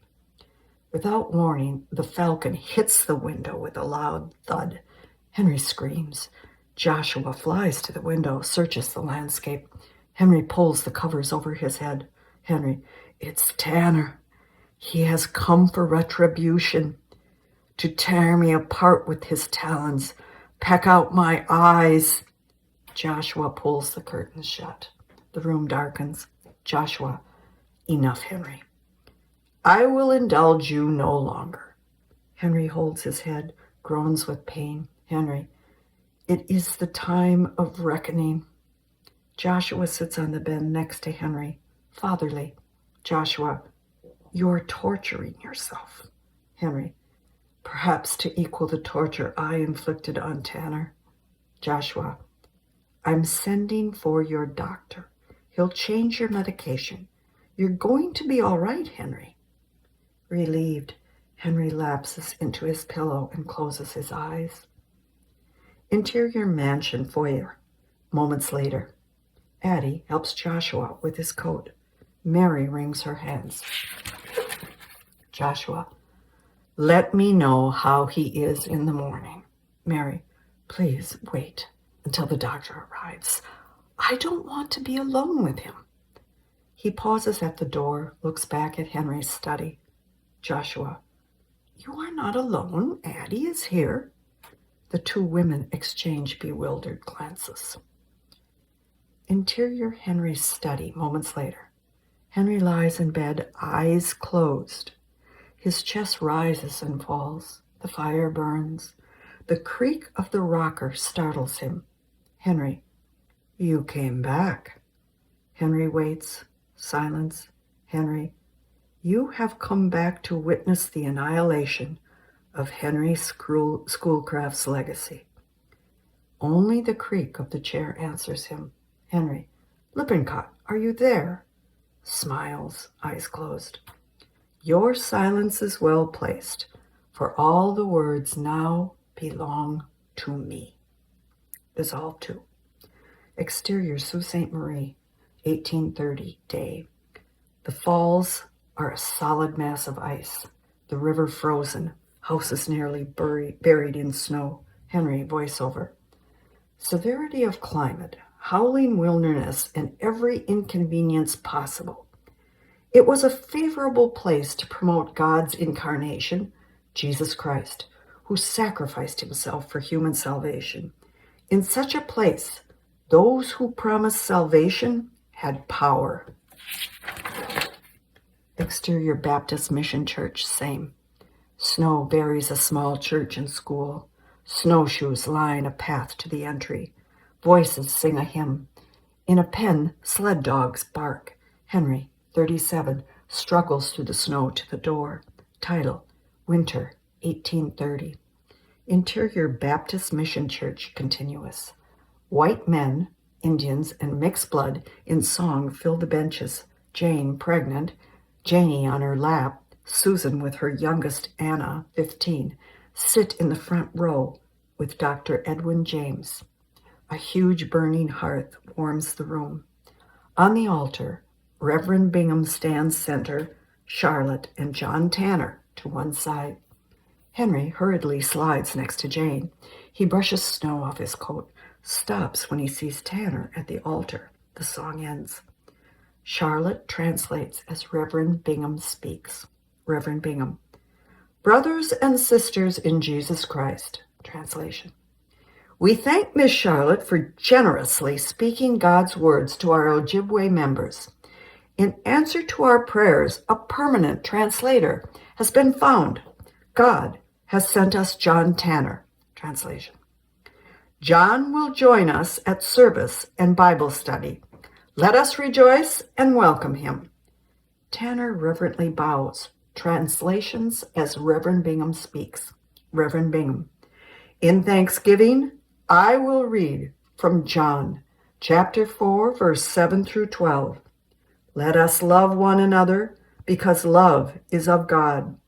The man without love, seething, Henry glares at the threesome on the altar. Exterior Baptist Mission Church later.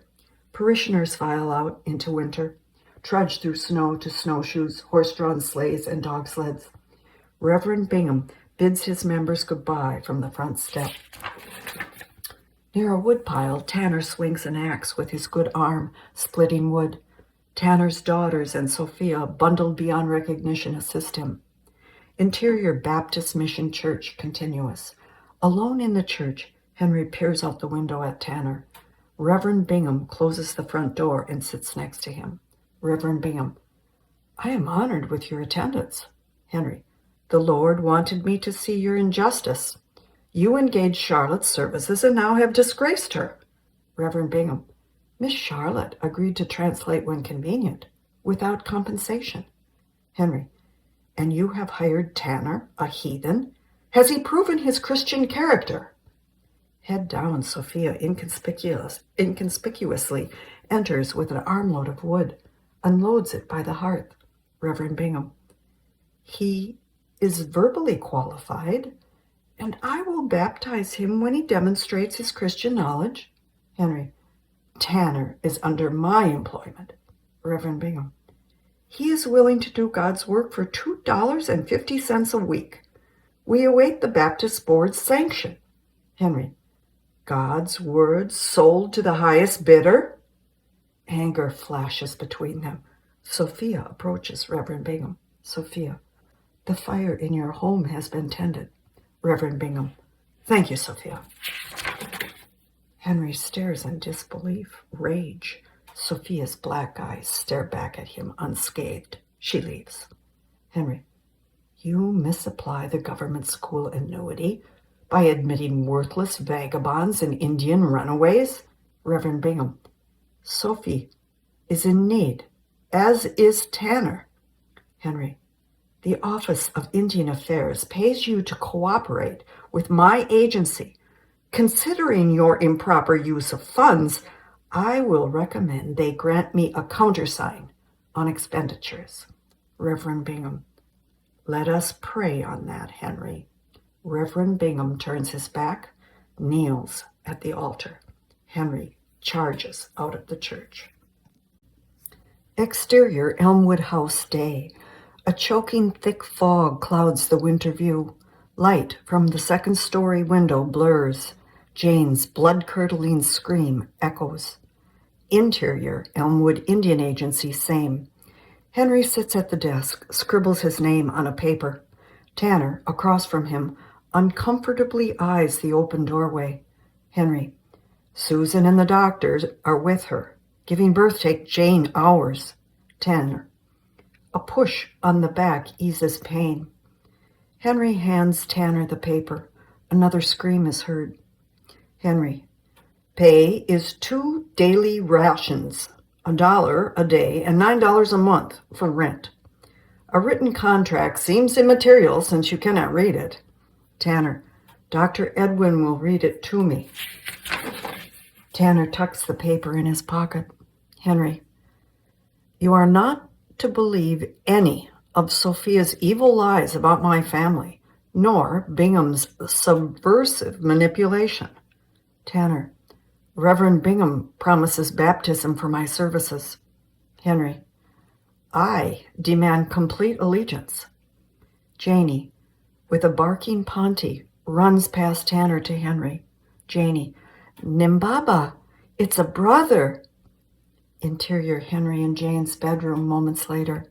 Jane, pale and frail, lies in bed, a new baby in her arms. Henry sits next to her. Susan cleans the room. Jane, God has blessed us with a son. Henry touches his son's small face. Henry, he is dark, like you. Jane, yes, I wish to call him John. Henry stiffens, pulls his hand from the baby. Henry, John? Why that name? Jane lovingly takes his hand. Jane, oh, Henry, please let me name him after my father. Relief rushes through Henry. He smiles, kisses her. Henry, and his proper name will be Johnston. Exterior Fort Brady day. Morning light brightens a blue horizon. A flag is raised. Soldiers salute. The custom roll of drums. Interior Fort Brady store day. Empty liquor bottles litter the counter. James Schoolcraft, disheveled, hunched down, stacks goods on a shelf. The door squeaks open. Moccasins walk toward him. Annoyed, he calls out. James, the store is not yet open. The moccasins stop. James lifts his gaze to Tanner, who towers above him. Tanner grabs and pushes him. James falls to the floor. Tanner, you cheat me. Take my money. James scurries behind the counter. A gun lies between them. James, the money I take from your salary is the money you owe my store. It is I who have fed your pretty daughters, not you, Tanner. In defiance, Tanner sweeps the bottles crashing to the floor. Tanner, you Schoolcrafts have tricked me, twisted my words, made me a fool. James, have you forgotten that Henry is the judge and I am the clerk of court? Perhaps jail will remind you. James kicks a piece of broken glass, extends a broom to Tanner. Tanner hits it out of his hand, storms out. James, perhaps your lovely daughters will clean up your mess. Exterior Elmwood House day. Sitting under a tree, Jane, her children, and Susan eat, play, and enjoy a picturesque spring day. Interior carriage house, same. Henry scoops grain from a bin to a bucket. A horse in a stall calls out to him. Ponty, at his feet, follows him as he dumps food into the horse's feeder. He turns back to the grain bin. Tanner stands in his way like a wall. Henry jerks. The bucket falls to the ground. Tanner circles him like prey, eyes blazing, backing him inches from the bin, cutting him down with a penetrating, cold stare. Henry, I remind you, you work for me. Tanner, and you send my pay to your brother. Fearless, Tanner's massive hands encircle Henry's throat. Henry's words gone, his eyes bulge. Ponty barks, charges Tanner, nips his ankles. Tanner pulls Henry close. Tanner, Sophia speaks truth. You tell lies. Henry gulps for air, his face turning purple, his legs buckle. Tanner releases his grip. Henry falls into the bin, hitting his head on the rim. Blood gushes down his face. Fearless, Tanner moves inches from Henry's face, narrowed, angry eyes, his hands itching to clench his throat. Tanner, I will take your spirit as you have taken mine. I promise this. Ponte charges Tanner. Tanner kicks the bucket at the barking dog, hitting him squarely. Ponte yelps in pain. Henry screams in fright, closes his eyes. Tanner slips away. Exterior Elmwood house, same. Henry's scream becomes a scared howl. Jane runs from the children under the tree to the carriage house. Interior Elmwood Indian Agency day. Warm sunlight streams in the window across the desk. Agitated, Henry packs a case with papers and books. Reverend Bingham lingers in the open doorway, ready for retreat. Dr. Edwin James pensively sits in a chair. Henry, the man is a lunatic. Attacked me for no reason. All I have tried to do is improve his situation. Dr. Edwin, for 30 years, that violent spirit kept him alive. You expect a submissive and compliant manner because he is among whites? Henry, he is more suspicious, revengeful, and bad-tempered than any native. To Bingham, and to speak the word of God, you have chosen this white Indian, which neither race will claim? Reverend Bingham, it is unfair to judge the work of the mission by Tanner's behavior. Henry, I judge your behavior. You support Tanner. Letters of condemnation have been sent to the government. Dr. Edwin, Henry, Reverend Bingham has performed his obligation in a Christian manner. Education of the Indians is succeeding. Henry, he has not followed the treaty's annuity guidelines. Henry closes his satchel. Reverend Bingham, your unnecessary interference will ruin the interests of the mission. Henry, I am on my way to Detroit to represent the people of Chippewa County. I'll address Tanner's inability to live in the civilized world when I return. Henry pushes past Reverend Bingham out the door. Interior Cass's office day. A fire burns in the hearth. Through large windows a storm rages. Thunder, lightning. Governor Cass, at his desk, shuffles through a stack of letters. Henry, hair and clothes wet, warms himself at the fire. Henry, a few of those are from me. I'm having trouble with Tanner. He is not fit to live in a cultured society. Cass picks up a book from his desk and hands it to Henry. Cass, Tanner has endured starvation and cruelty we cannot imagine. We would not have survived it, Henry. Henry takes the book.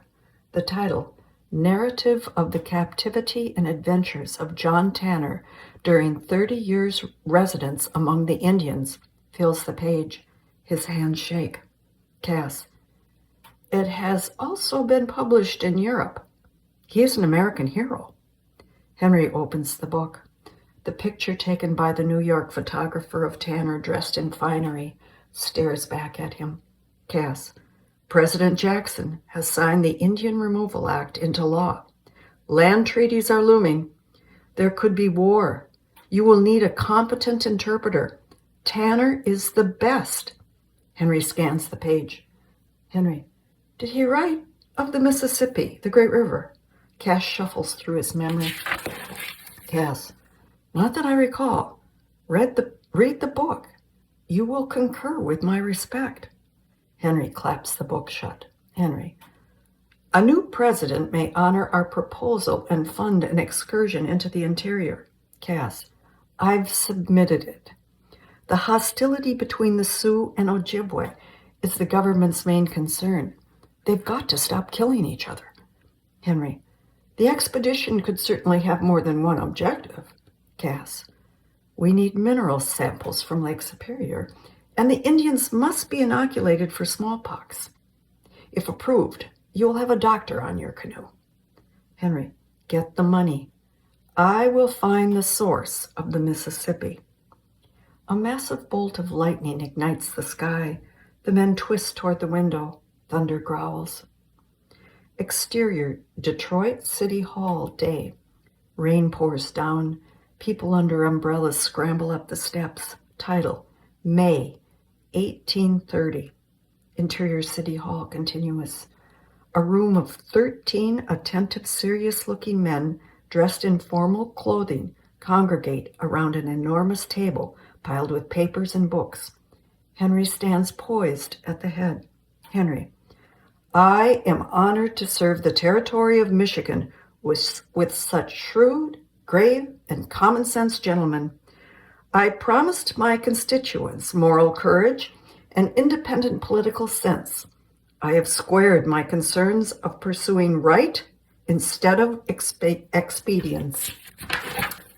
Lieutenant John Pierce, early 30s, quietly slides into the room, taking a seat near the door.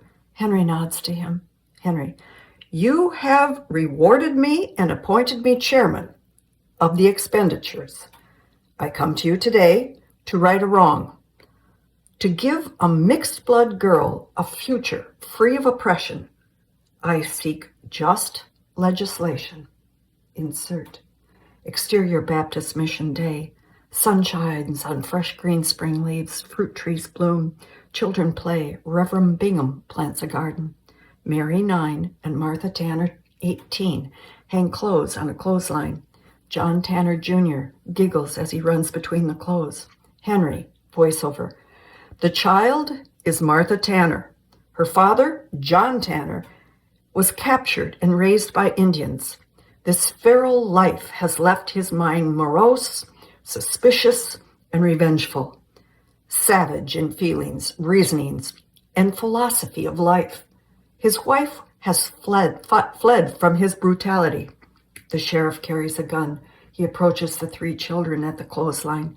The children hide behind Martha. Henry, voiceover: The girl has become Tanner's squaw, caring for her siblings, keeping his lodge. She deserves an opportunity to become educated, to experience a civilized world. Unlike her mother, who fortunately turned to the Catholics, she has no one to provide freedom from this degradation.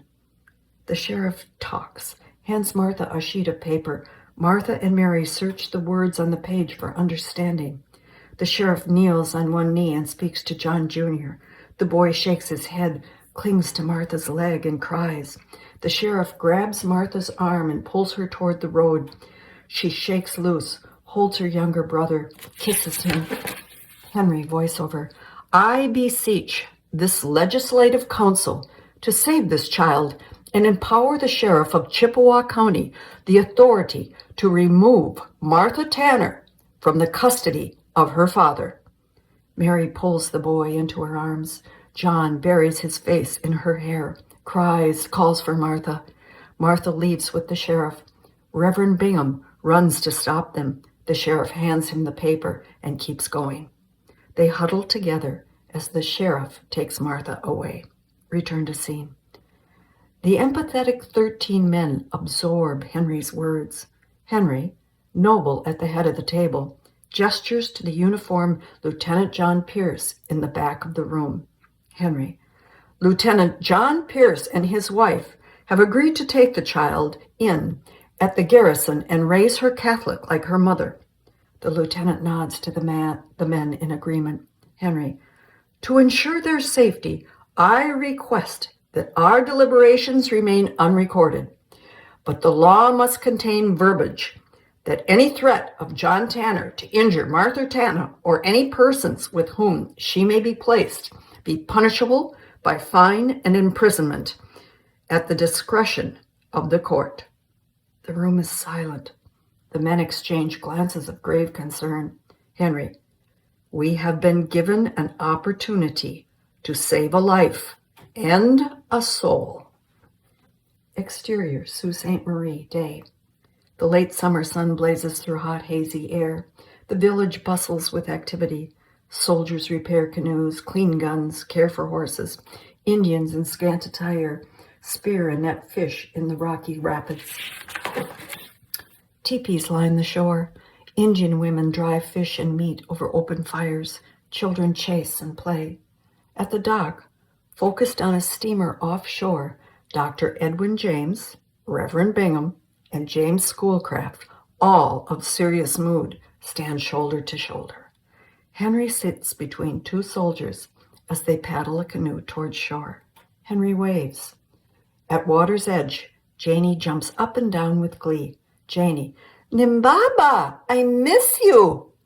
In a covered carriage, a pensive Jane holds a hot, tired, restless young Johnston.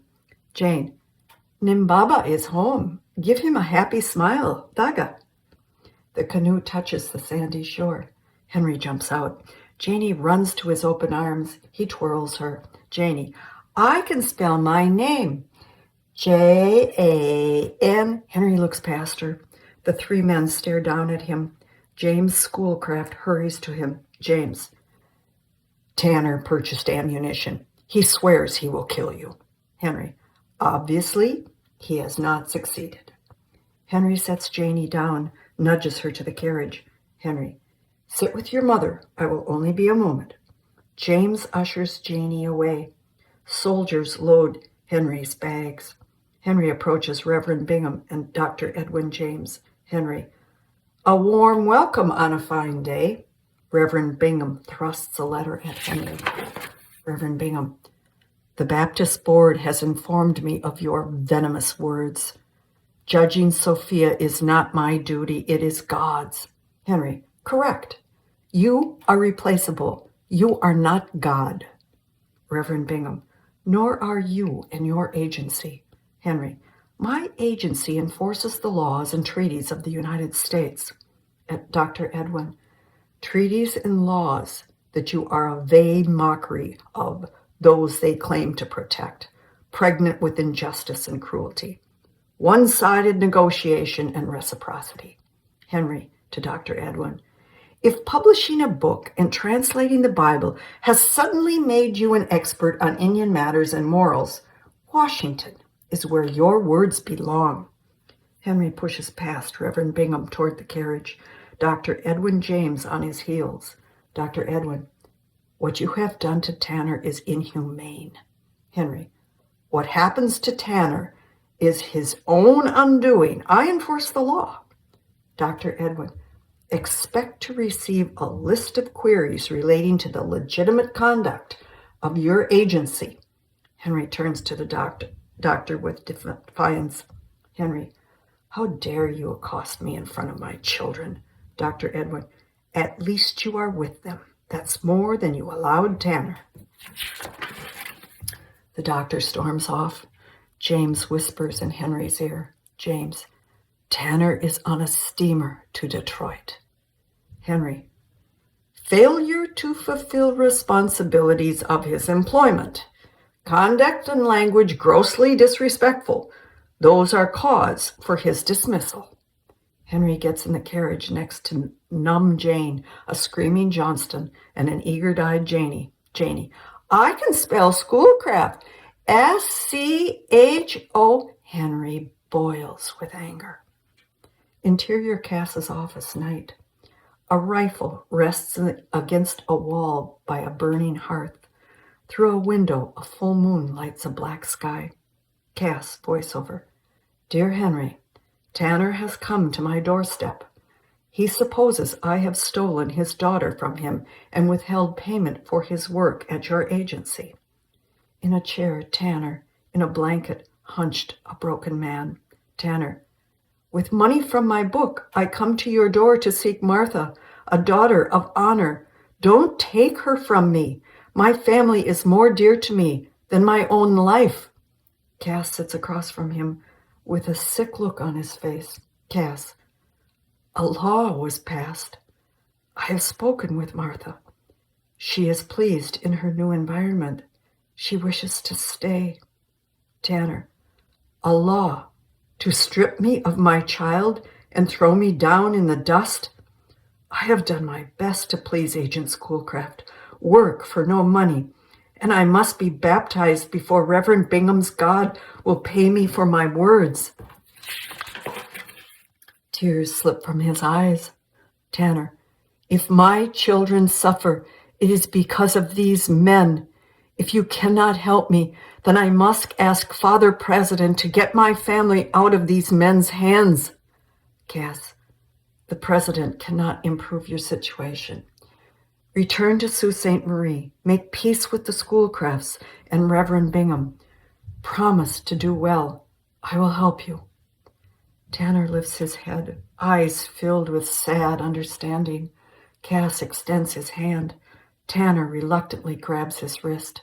Cass, voiceover. I have reflected on Tanner's situation and found no improper expressions, only his grieving and warmth of root temper. I pity him. He is a forlorn, broken man. Tanner pulls his blanket around his head and weeps uncontrollably. Cass lifts the rifle from the floor and leaves the room. Interior Elmwood, Indian Agency Day. Henry, at his desk with a pile of mail, reads a letter. Cass, voiceover. August accounts show Tanner unpaid. I conclude your funds exhausted. I beg you to pay him, even if you must borrow money on your credit or mine. This poor man should not suffer for his money. The letter falls from Henry's hands, floats to the floor. George Johnston enters from the hall, arms loaded with tobacco, blankets, and vouchers, unloads them on the table. George, I will miss LaPointe. Being one's own boss is advantageous, but it is good to be back home at the Sioux. Oblivious, Henry stares out the window at a long line of desperate Indians. George joins him, George mocking. It is marvelous to have you back, George. Relieves the workload. Henry ignores him. George picks up the letter from the floor, reads. Henry snatches the letter from George's hand. Henry, the governor is begging for Tanner. The lying vagabond pest is determined to undermine my authority. I am done with him. George, and I am pleased to rescue you. Henry, a well-paid rescue. Henry settles behind his desk. He motions George to open the front door.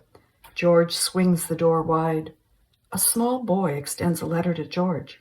Small boy. It is from Reverend Bingham. He wants Agent Schoolcraft to be his friend. Henry peeks over George's shoulder. Exterior Baptist Mission Day. The sun shines through beautiful fall-colored trees. The garden bare, plowed under. Off-screen, children sing a hymn. A carriage pulls up. Ruth, white, mid-20s, plain, pokes her head out. Children's voices swell. She smiles. John Tanner emerges from the carriage and helps the driver unload baggage. Interior Baptist Mission continuous. Attentive children on benches sing. Charlotte Johnston leads them. Jane, with Johnston on her lap, and her pretty sister Anna sit next to Janie. The front door bangs shut. The children stop singing. Scramble for a view. Tanner, with Ruth on his arm, walks proudly toward them.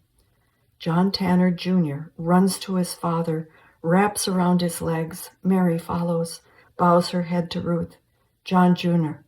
Nim Baba, Baba. Tanner lovingly pats his head. With Johnston on her lap, Jane makes her way to them. Jane, welcome back. I have prayed for you. Tanner, God has heard your prayers. He has found me a white wife. Ruth. Ruth smiles meekly. Interior, Jane and Henry's bedroom, night. Henry, in nightclothes, writes obsessively at his desk, which is piled with books and papers. Jane lounges in bed with Tanner's book face down in her lap. Jane, a very nice country widow that made her way to Detroit. They met in a hotel. She was his chambermaid. Henry, James saw them come ashore. Said she was young and white. Poor soul. She has married the reincarnation of Shakespeare's Caliban. Jane places her book on the bedside table, yawns. Jane, with the proceeds of his book, he finds a bride. It is romantic. Henry, it will end in disaster. Tanner's war will soon be with her. Jane nestles into her pillow. Eyes flutter. Jane, put your pen away. Henry, I am requesting the American Home Society to send us a missionary. Bingham is outwardly hostile. Perhaps the Presbyterians can do better. Jane. Prayer is more powerful than letters. Henry. My prayer is for your understanding. You must support a new minister. I expect you and Charlotte to assist with Bible education for the Indians. He signs the paper with a flourish, pen back in the well. Henry. The New York Lyceum has requested I lecture in January on the natural history of Michigan. To honor their request, I must depart before the lake freezes. Waits for rebuttal. Jane, it is my duty to share my knowledge. Sound asleep, Jane's body rises and falls with each breath. He makes his way to her, lifts a small glass bottle from her bedside, holds it to the light. It's empty. Exterior Fort Brady livery stable day. Wind blows leaves from trees across a dirt road. A stocky French blacksmith pounds a glowing horseshoe with a sledge. In an adjacent pen, horses pace, chase, and whinny. Interior livery stable continuous. In a large stall, a mare soaked with sweat, prostrate in a bed of straw, pants with exhaustion. At her side, Dr. Edwin James gently dries her with a towel. Next to the mare, an angular colt blinks his eyes and stretches his spindly legs. Henry, off screen. There's no end to the downtrodden that require your assistance. Dr. Edwin jerks in surprise, but continues to attend to the mare. Dr. Edwin. I have no regrets at day's end. Henry enters the stall at the tail end of the mare. He kicks straw over the afterbirth. Henry. And I am sure your compatriots Tanner and Bingham extol you as a savior to the Indians. A Bible. Dr. Edwin stands, faces him, unsure of Henry's intent. Dr. Edwin. Get on with why you are here. Henry holds up Jane's empty medicine bottle. Henry. Stop giving her laudanum. Dr. Edwin reaches for the bottle. Henry pulls it back. Dr. Edwin. Her lungs were infected. You were gone. Henry. Thank God I came home. Dr. Edwin. She is alone too much, fragile. It leads to fatigue and sickness. Henry. She so cherishes your eager attention. Dr. Edwin. And you are all too eager to leave her. Henry stuffs the bottle in his pocket. Henry. It is not my fault Jane is sickly. However, it is your fault should she fall prey to opiates. Dr. Edwin. Perhaps it is your fault she desires them. Bruised, Henry backs away. Henry. Tanner will turn on you as he did me. His words will become your lies. Henry turns on his heels and walks out, exterior livery stable continuous, past the blacksmith, who pounds a glowing horseshoe. Blacksmith. Schoolcraft, your brother looks at my wife again. He's a dead man. The blacksmith submerges the hot horseshoe in water. A steaming hiss sizzles the air. His sledge hits the anvil. Interior Jane and Henry's bedroom night. Fire burns in the hearth. Ponty, Janey, and Johnston snuggle together, sleep in the bed. Under frosted windows and candlelight, Jane, in night clothes, writes at Henry's desk. Jane, voiceover. Dear Henry, time passes more swiftly than I thought it would.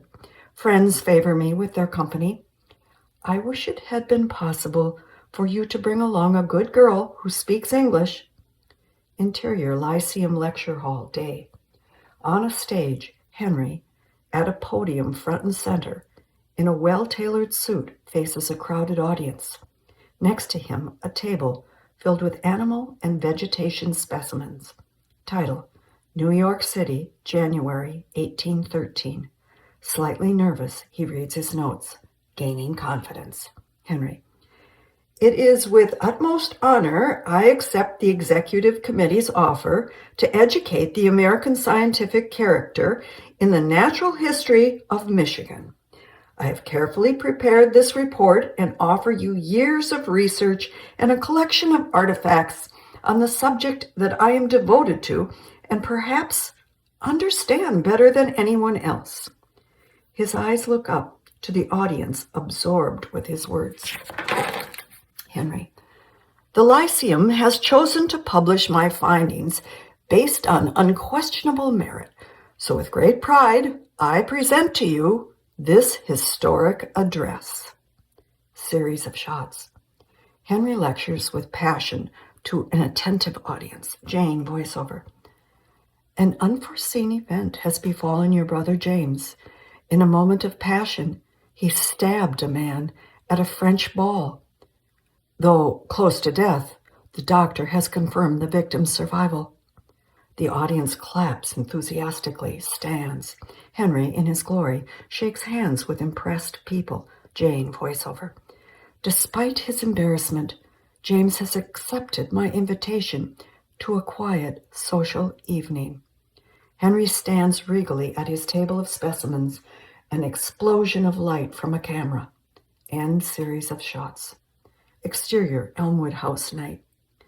The house glows in winter darkness. A sleigh pulls up. Interior Elmwood House library continuous. James Schoolcraft leans against the fireplace mantel, his back to Jane, who sits on a couch. James, I see no need to speak of this to Henry. Jane, the entire village knows. James, you nearly killed a man. James, I'm embarrassed and disgraced. That is enough punishment. Jane, your own excesses are to blame for the laws you violate. Do you not value your soul, the wrath of God? He turns to her, tears in his eyes. James, God has abandoned me. Stunned, she goes to him, a gentle embrace. Jane, you must renew a taste for what is virtuous and praiseworthy. Discard the haunts and habits that have degraded you. He nods in agreement. Jane, promise me. He looks into her earnest, loving eyes. James, I promise to strive to do better. Jane, a good start. Anne sets a tea service on a table, startles them. Behind her, Susan takes a seat, her sewing on her lap. Anne, a cold night deserves a hot drink. She gives James a steaming cup. He smiles. She flushes. Jane, oh, Anne, you have fussed for us. To James, she and Mother graciously agreed to stay with me until Henry returned. James, perhaps God has not abandoned me. James ushers Anne to the couch. They sit close, laugh, talk. Susan shoots Jane a cautionary look. Jane, voiceover. We passed the evening in conversation, most of my words addressing his spiritual welfare. He comes often to Elmwood, but I perceive that there is some other attraction besides my sage advice. I pray that our children grow up wise in the Lord's salvation. Come home to us, Henry. I miss touching you. James leans close to Anne, whispers in her ear. Exterior steamer day. Henry stands at the bow, eyes distant. A cold wind ruffles his hair and neck scarf. He pulls his coat tight. Chunks of ice float in the water. Sault Ste. Marie shoreline inches closer and closer. The village comes alive with the blush of spring green. At the dock, Jane dutifully waits, the children by her side. Interior Elmwood House dining room day. A table beautifully set, filled with food. Jane, the children, Susan, Anne, James Schoolcraft next to her, Charlotte, and George. They laugh, talk, eat. Henry raises a glass to toast the happy faces around him. The adults drink their wine. Jane empties her glass. Susan observes stoically. Her eyes rest on Anne and James. Interior Elmwood Indian Agency night. At the desk in candlelight, Henry writes with a passion. The door to the hallway opens. He jerks. Ink puddles on his paper. Jane, in nightclothes, peeks in, pleads with her eyes. Henry, success is within grasp, Jane. President Jackson is considering Cass for Secretary of War. He'll get me the funding to find the source of the Mississippi. Jane sits, perches her chin in her hands. Jane, has it occurred to you that the source has already been discovered? He stares at her with panicked disbelief.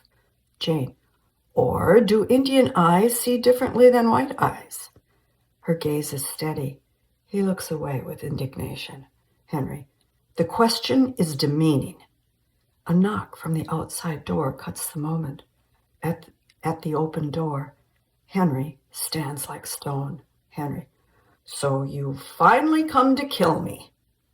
A penitent John Tanner stares into his eyes. Jane joins the men with confidence. Jane, Mr. Tanner, you are just the one to solve our riddle. At the hearth, the fire glows with waning embers. Henry, arms crossed, and Jane boldly sit across from Tanner. Jane, if an Indian and a white man see the source of the Mississippi at the same time, who has discovered it? Tanner studies them. Henry avoids Tanner's eyes. Jane is eager for the answer. Tanner, the one that discovers Omushkus is the one that carries a pen. Henry and Jane are stunned. Jane goes to the desk, lifts Henry's pen, touches the ink stain on the paper. Jane, Omushkus. It sounds like you have been there, Mr. Tanner. Henry leaps up, grabs the pen from her. Henry, you do not understand what you say. She looks him in the eye, circles him like prey. Jane, I do understand, Henry. For the first time in my life, I see you clearly, and I don't like what I see. Henry steps away from her in fear. Jane returns to the bewildered Tanner. Jane, you have been treated unjustly.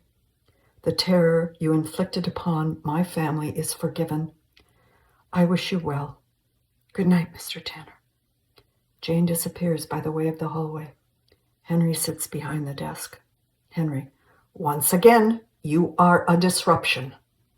Tanner goes to Henry, kneels at his feet. Tanner, I am sorry for the wrong I have done. I promise to do well.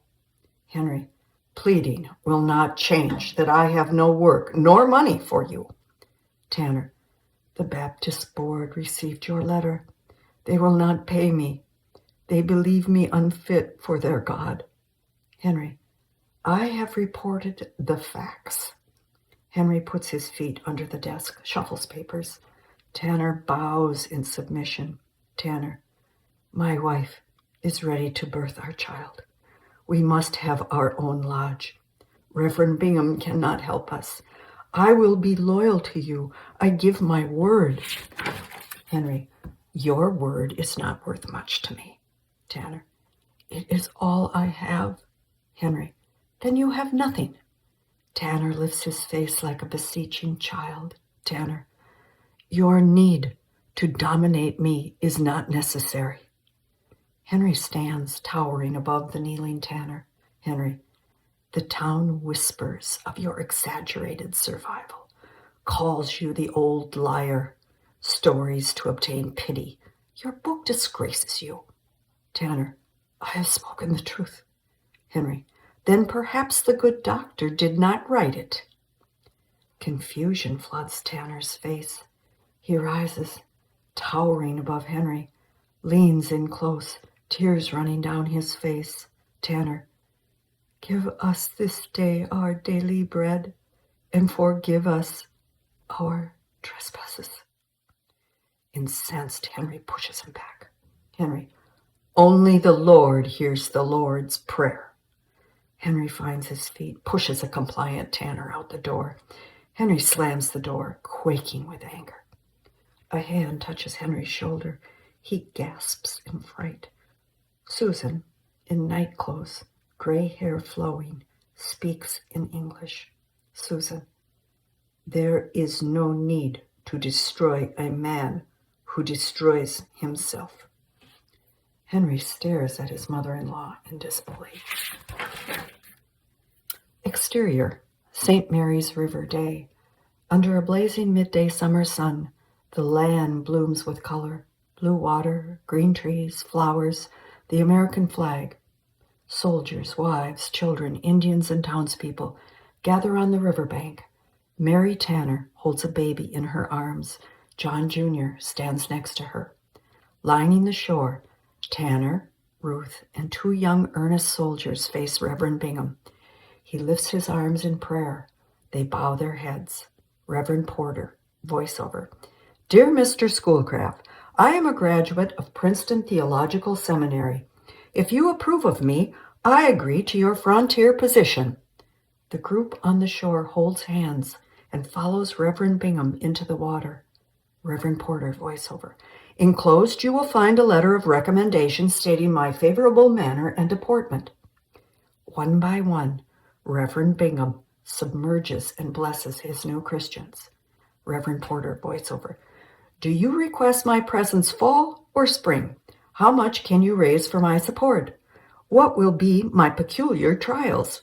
With much anticipation of your response, Reverend Jeremiah Porter, Home Mission Society. Tanner is the last person to be submerged. Reverend Bingham looks up to him, touches his shoulder. Reverend Bingham. God waits for you, John. At peace, Tanner nods, closes his eyes, and finds the water. Reverend Bingham.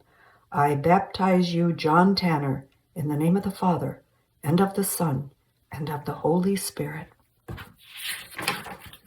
Exterior Fort Brady store continuous.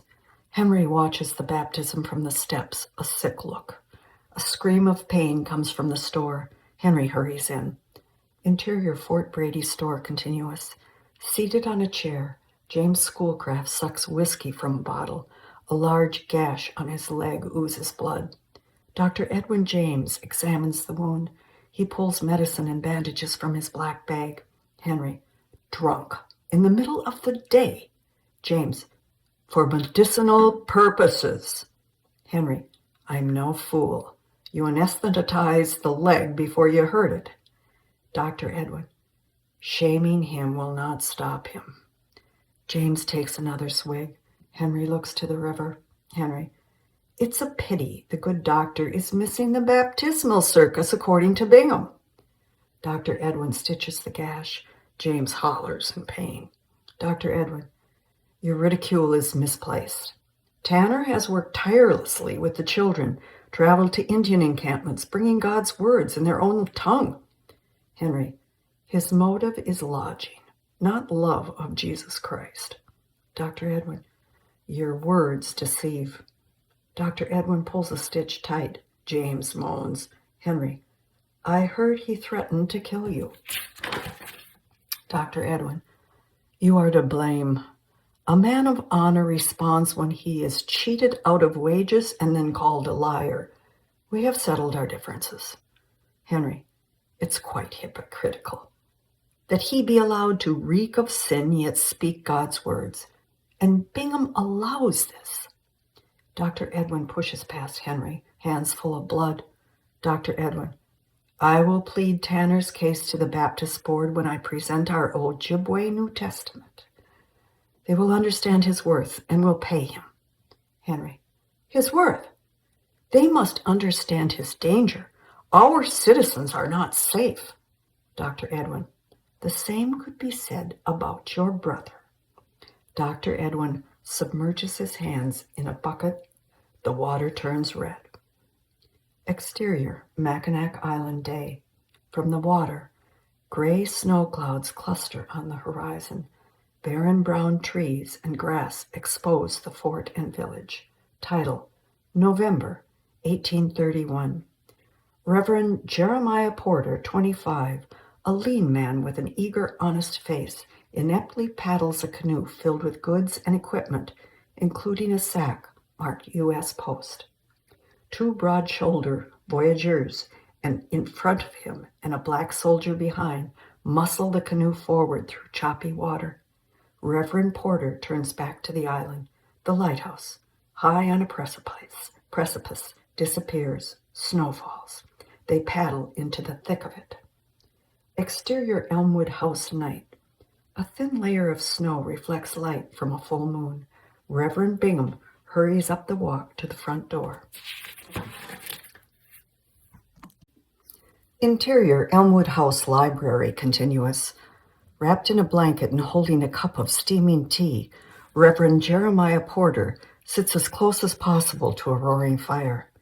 Reverend Bingham pours himself a cup of tea, sits, leans toward Reverend Porter in friendship.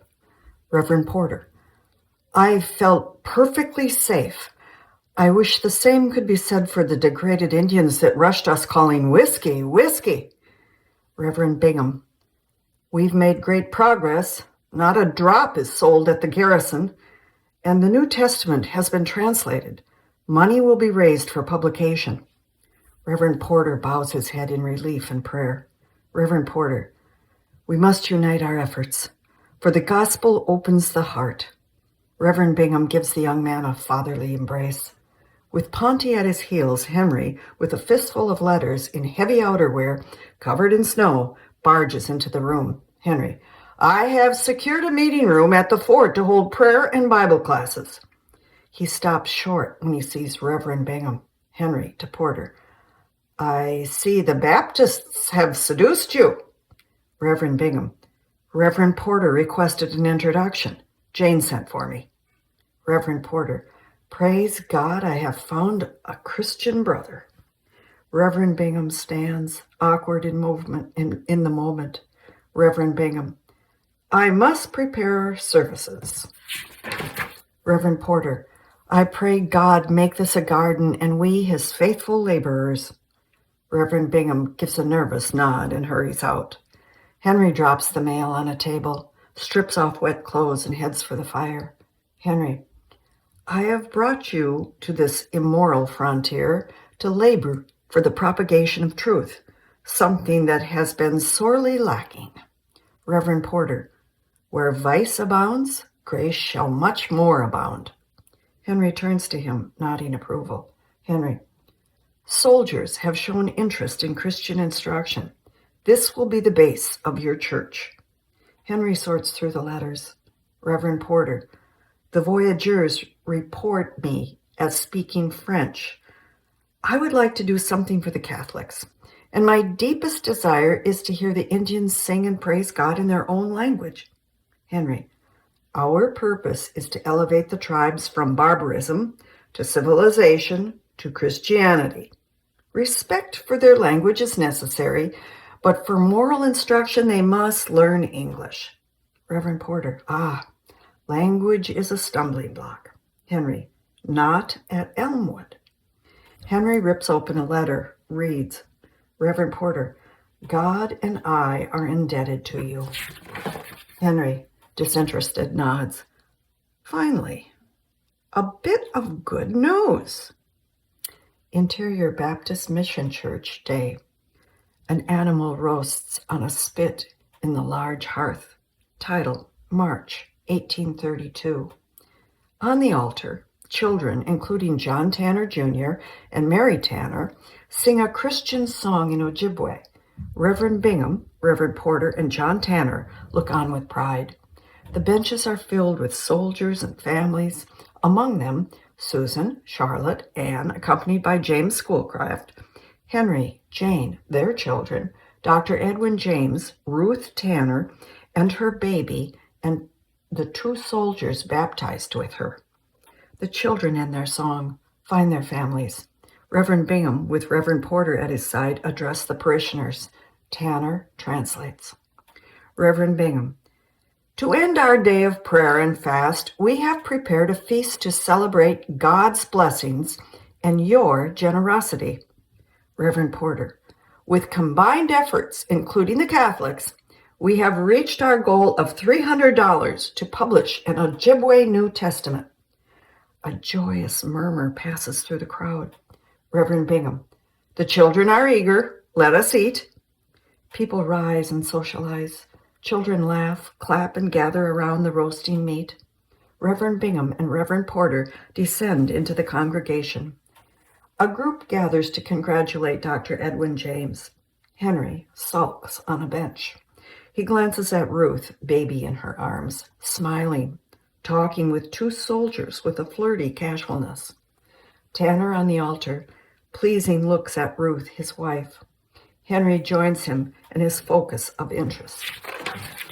Henry, your wife enjoys the social aspects of her Christian community. Tanner, our son is the first white child born at the Sioux. Ruth gives the men a hearty laugh. Henry, white women are scarce. You best keep watch over her. Tanner, we are united under God. Ruth's shawl slips from her shoulder. James Schoolcraft retrieves it, covers her shoulders. Henry, God cannot inhibit your jealousy. Tanner, she has promised to honor our union. Henry leans into him like a viper ready to attack. Henry, her desire for money to buy goods. A home of her own is only practical. You desecrate God's name to unarm her innocence. An old man, amusing yourself at her expense, disgustingly sinful. Tanner eyes Henry with fear and hatred. His arms rise, ready to strike. Dr. Edwin James comes between them. Dr. Edwin, John, go. Celebrate our achievement with your family. Tanner's angry eyes linger on Henry. Dr. Edwin, leave him to me. Tanner leaves. Dr. Edwin James heaves himself into Henry's space. Words spit from his mouth. Henry backs away. Dr. Edwin, the cruelty of your nature has infected this village. You cheat a man with an excitable temper and whose only determination is to feed and house his family. I have filed a claim with the War Department to recover Tanner's wages. Cass will force you to pay. Red-faced and uncontrollable, Henry fights back. Henry, he has destroyed property, threatened to kill me, savage in his feelings, reasonings, and philosophy of life, and still you defend him. I am bound by my country to protect the citizens in my charge, and I will do my duty. Dr. Edwin, you have proven that your duty is to yourself. Henry raises his fist, ready to fight. Reverend Bingham comes between them, disgust on his face. Reverend Bingham, not in the house of God. Henry lowers his fist. Henry, it is in God's house you harbor a man more bad-tempered than any Indian and support his idleness. Dr. Edwin, because you cannot see his worth does not mean he has none. Henry, incensed with the scolding, boils with anger. Henry, I'm telling you both now. He is a danger to the civilized world. His own wife is in peril, and her blood will be on your hands, not mine. Air rushes from Henry's flaring nostrils. The quietness of the room dawns on the three men. They look out into a room of faces staring back at them. Tanner roughly grabs Ruth by her arm and rushes her and the baby out the front door. Interior Jane and Henry's bedroom, night. At a vanity, Jane, in nightclothes, brushes out the ringlets in her hair. Henry leisurely writes at his desk, eyeing her. Henry, you look lovely tonight. Jane, flattery will not change my mind. Henry, my discussion is to be fair with you. Washington is to transfer Boyd and consolidate the agencies and add $200 to my salary. It is best for the family to move. Jane, it is best for you. I won't leave. Henry, it will be after the Mississippi Headwater expedition and publication of my findings, probably next year. Jane, not next year, not ever. Henry closes his book with a thud, tosses it. Ponty scurries from under his desk. Henry, we would be foolish not to choose to reside in Mackinac. She sets the brush down hard, turns to him. Jane, then I am a fool. Henry, think of our children's education. They must learn to blend into white society. You coddle them like an Indian mother. Jane, the mother in me is a squaw. She trembles. Tears cloud her vision. He comes to her side. Henry softens, pleads. There is nothing left for us here. It will be to your benefit also, I promise you. He holds and kisses her tenderly. Henry, now where is that medicine the good doctor gives you to sleep? Interior Fort Brady day. The sun rises. A dusting of green blooms from the landscape. A sentry with a rifle on his shoulder paces back and forth. A bugle calls. An American flag is raised. Title, May, 1832. Henry, a satchel under his arm, hurries from the street through the front gate.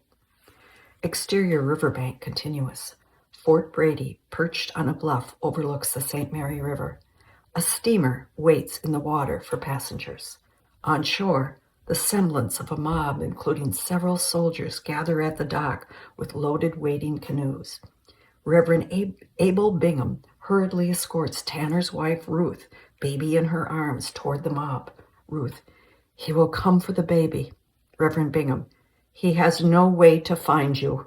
Ruth stops, looks back on her little town. Ruth, there is good in him, but at times it disappears. Reverend Bingham encircles her with his arm. Reverend Bingham, that is the problem. We must hurry. A soldier helps Ruth and baby into the canoe. Two soldiers paddle into the open water toward the steamer. Interior Fort Brady office day. Henry, bathed in morning sunlight, peers out a window, witnessing the activity at the dock. His brows furrow. A knock at the door catches him off guard. Henry, come in, Lieutenant. Lieutenant James Allen, 29, a uniformed, tall, earnest man, closes the door and approaches a desk piled with papers. Henry, glued to the window, watches Ruth board the steamer. Lieutenant Allen, my orders are to assist you to repress the hostilities between the Chippewa and Sioux in the upper Mississippi. Henry goes to the desk, sifts through papers. Henry, you will be our topographer. Detailed maps are a priority. Your daily diary will include customs, numbers of the various tribes, attitudes toward the United States, and the influence of their fur trade. Henry hands Lieutenant Allen a detailed list. Lieutenant Allen, 10 soldiers have volunteered with the promise of extra pay for fatigue duty. French and Indians will be recruited for the remaining boatmen. Henry, excellent. At my personal request, Reverend William Boutwell, a devout theologian from Mackinac, will meet the chiefs and assess the feasibility of missions in schools. Insert, exterior Lake Superior day, a canoe paddled by 2 Indians, and Reverend Boutwell, 29, a serious man, bounces on waves as it follows the shoreline. Henry, voiceover, unless the Indian mind can be purified by the gospel and cleansed of belief in magic, all attempts at agriculture and schooling are in vain. It starts to rain. The men paddle faster. Return to scene. Lieutenant Allen reads the list in his hand. Lieutenant Allen, 2,000 miles. Supplies will be extensive. Henry, nearly 3,000. The War Department has expanded the scope of the expedition to vaccinate Indians for smallpox. Dr. Douglas Houghton will act as surgeon and naturalist. Insert, exterior Detroit landing dock day. Workers load a steamer. Passengers wave goodbye. Henry, voiceover, a unique man who thrives on the hidden treasures of nature, competent in the fields of geology and botany. A carriage pulls up. A fresh-faced Dr. Douglas Boughton, 23, climbs out and surveys the scene like an excited child. Return to scene. Henry sits behind the desk, searches for his notes. Henry, I have attended his brilliant lectures on chemistry in Detroit. Lieutenant Allen, but Dr. Edwin James is fluent in native languages. Henry twitches with irritation. Lieutenant Allen places his folded list into his pocket. Henry, he is gone. Cass has reassigned him to Boston. George Johnston will be Indian interpreter and baggage master. No supply of liquor is requisitioned. And the Sabbath, a day of rest. Lieutenant Allen nods, understanding. Lieutenant Allen, I am honored to be chosen for this important expedition. Henry, the word is historic. We will find the true source of the Mississippi and publish our findings upon return. Reverend Bingham bolts through the door in a panic. Reverend Bingham, you have got to help me with Tanner. Exterior, Sault Ste. Marie Day. Henry marches down a bustling street with purpose, Reverend Bingham at his heels. Reverend Bingham, he found his wife with her baptismal friends, flew into a destructive, jealous rage, uncontrollable. Henry, and this surprises you? Reverend Bingham, his son ran away in terror. Tanner chased him down and beat him. Taken aback, Henry stops in his tracks. Reverend Bingham, Tanner is jailed. His wife and baby smuggled onto the steamer for Detroit. Henry, I warned you he was dangerous. Henry resumes walking, Bingham on his heels. Reverend Bingham, you are paid by the government to ensure the safety of our citizens. Henry, I am commissioned by that same government to find the source of the Mississippi. Referee your own mishap. Reverend Bingham, falsely I've attributed prudence to your character. Henry, for need of an interpreter, you harbor a brutal indigent. It is not I that needs to practice prudence. I fear for your soul. Henry walks up to Elmwood, leaving Reverend Bingham in a state of worried confusion. Exterior, Sault Ste. Marie Day. A large sailboat and smaller rowboat are anchored in the river. 2 canoes filled with men row toward them. Title, June 7th, 1832. Fort Brady looms on the bluff. Townspeople line the shore and cliffs. Jane, alone at the end of the dock, waves goodbye. Exterior, large sailboat continuous. White sails soar against a dazzling blue sky. Men stand at the perimeter of the loaded boats, eyes on the shoreline of Sault Ste. Marie. Henry, front and center of the men, waves to Jane, blows her a kiss. The boat sails downriver. His eyes scan the shoreline. A dilapidated shed nestled among the trees appears. Smoke curls from an outdoor fire. A grizzled, unkept tanner, gun in hand, stands on rocks. The river rushes around him. Henry fixates on him, moves to the end of the boat. The soldiers at the fort lift their guns and fire a goodwill fire salute. Tanner clumsily lifts his gun and fires. Henry winces. The men raise their arms, laugh in celebration. Exterior, Lake Superior Day. The sun peeks from a watery horizon, coloring the sky. The 2 larger boats, sails filled with wind, ride the waves. 2 canoes tail them through the parted waters past rocky shores sprouting greenery. In the first, voyagers sing a cadence chant as they paddle.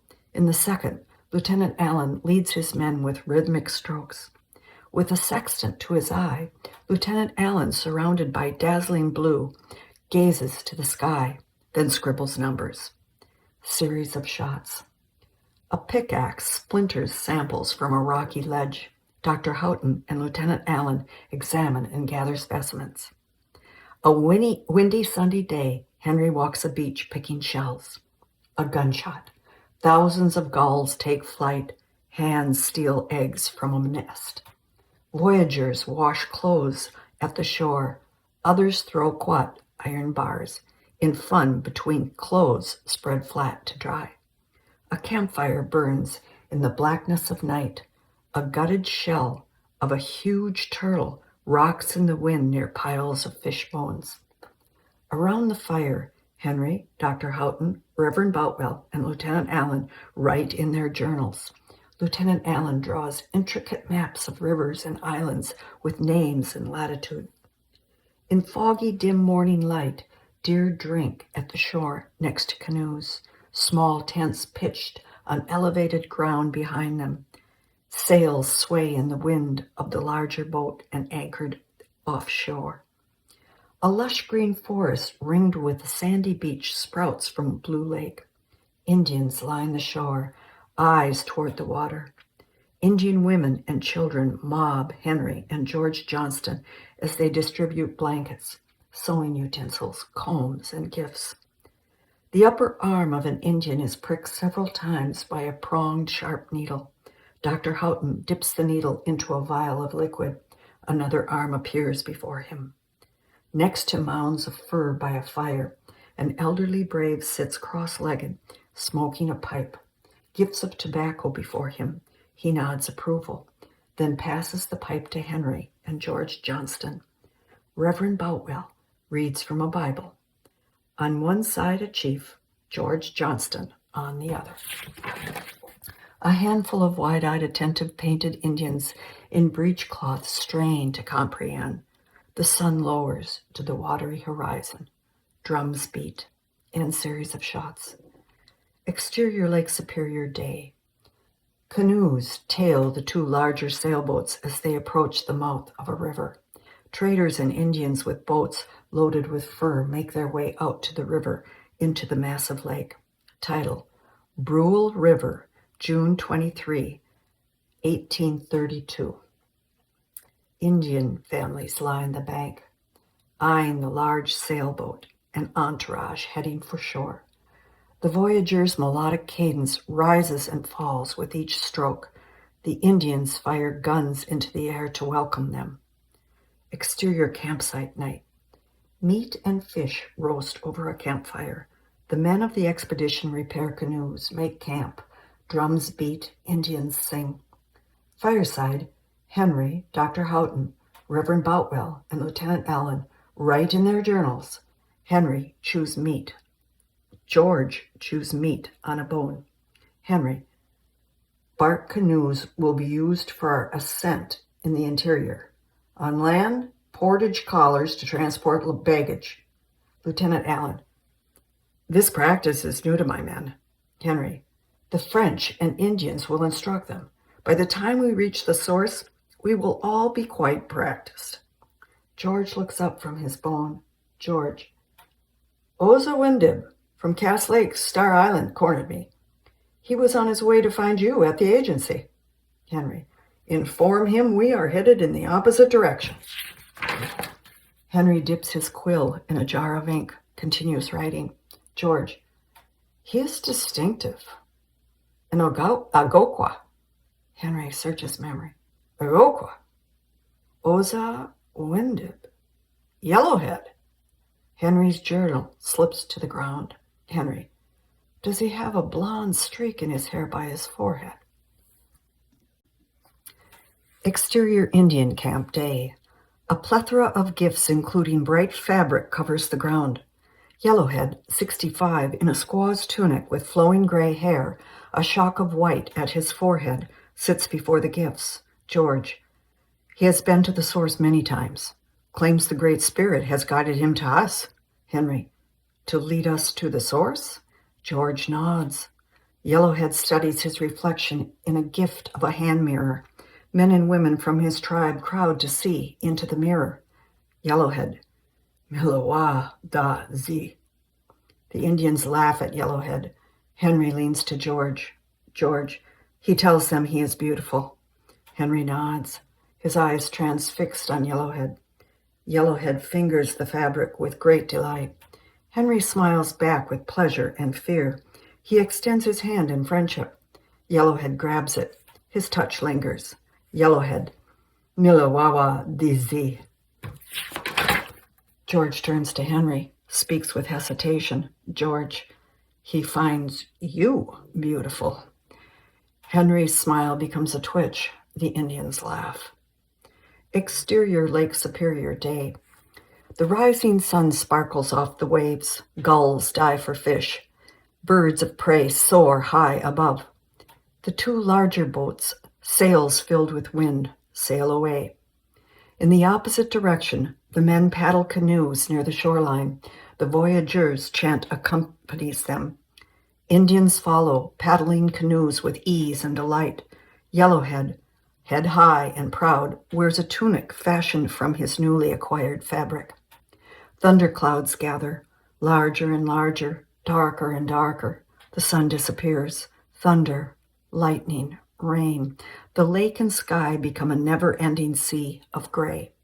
Series of shots.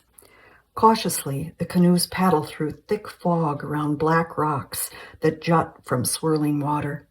A line of feet, moccasins and boots, sink into thick green moss, leaving a trail of footprints. From the treetops, through a thicket of green, canoes bob between men and Indians carrying barrels and goods on their back, balanced with straps around their foreheads. With plodding rhythm, they snake through the vegetation to a sandy shore of a magnificent lake. The canoes filled with goods are maneuvered through rapids of a rushing river. Sunlight creates prisms of color from sprays of water. Lush green foliage line the shore. The sun is low in the sky.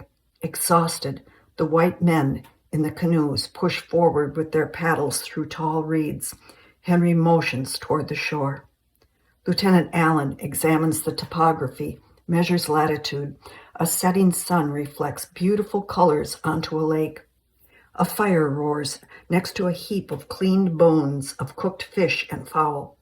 Blankets on sleeping men under mosquito nets litter the ground. Light glows from a tent. Inside a tent, around a fire, Henry, George, Reverend Boutwell, Dr. Houghton, and Lieutenant Allen dip their pens and write in journals. Lieutenant Allen's paper is filled with detailed maps of rivers, lakes, numbers, and names. End series of shots. Exterior river, day. Through dappled sunlight, Henry and Reverend Boutwell share a canoe with shirtless voyageurs as they paddle with the current down the slow-moving river. Boutwell paddles. Henry writes, Reverend Boutwell, your dedication to the true recording of this expedition is most admirable. Henry, the world hungers for our words and will reward our bravery. Reverend Boutwell, the salvation of souls in the name of Christ is my reward. That is if I survive the journey. Henry, Reverend Boutwell, can you give me a word in Greek or Latin that means true head or source? Reverend Boutwell stops paddling, ponders the question. Reverend Boutwell, I cannot, but I can give you two words. Veritas capuch. Henry scribbles the words. He circles I-T-A-S-C-A. Henry, I will call the headwaters Itasca. Reverend Boutwell, Itasca. It has dignity. Henry, much better than a mushkos. With jarring suddenness, the water swirls. The voyageurs pull on the paddles to steady the bouncing canoe. Voyageur, Dangereux, le rapide. Henry covers the ink and pulls the paper to his chest. The canoe disappears down descending rapids. Exterior Star Island day. Through hazy clouds, a lush green star-shaped island appears, surrounded by the brilliant blue waters of Cass Lake. A caravan of canoes paddles towards the island.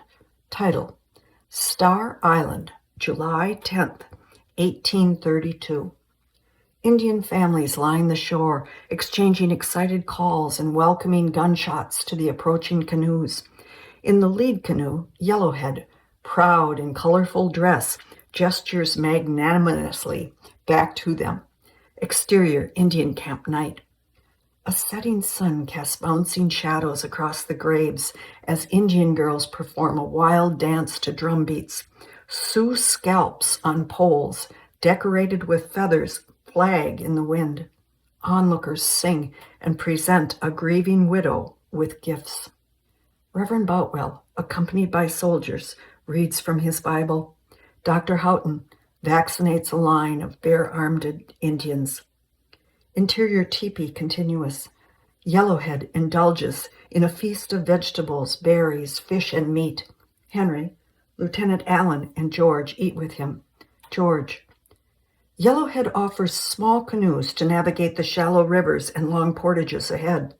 Lieutenant Allen, my men are unskilled with this craft. I cannot press them any further. Henry, they signed on to find the source. Lieutenant Allen, yes, but not to die. Henry looks out at the grieving ceremony. Fires burn high.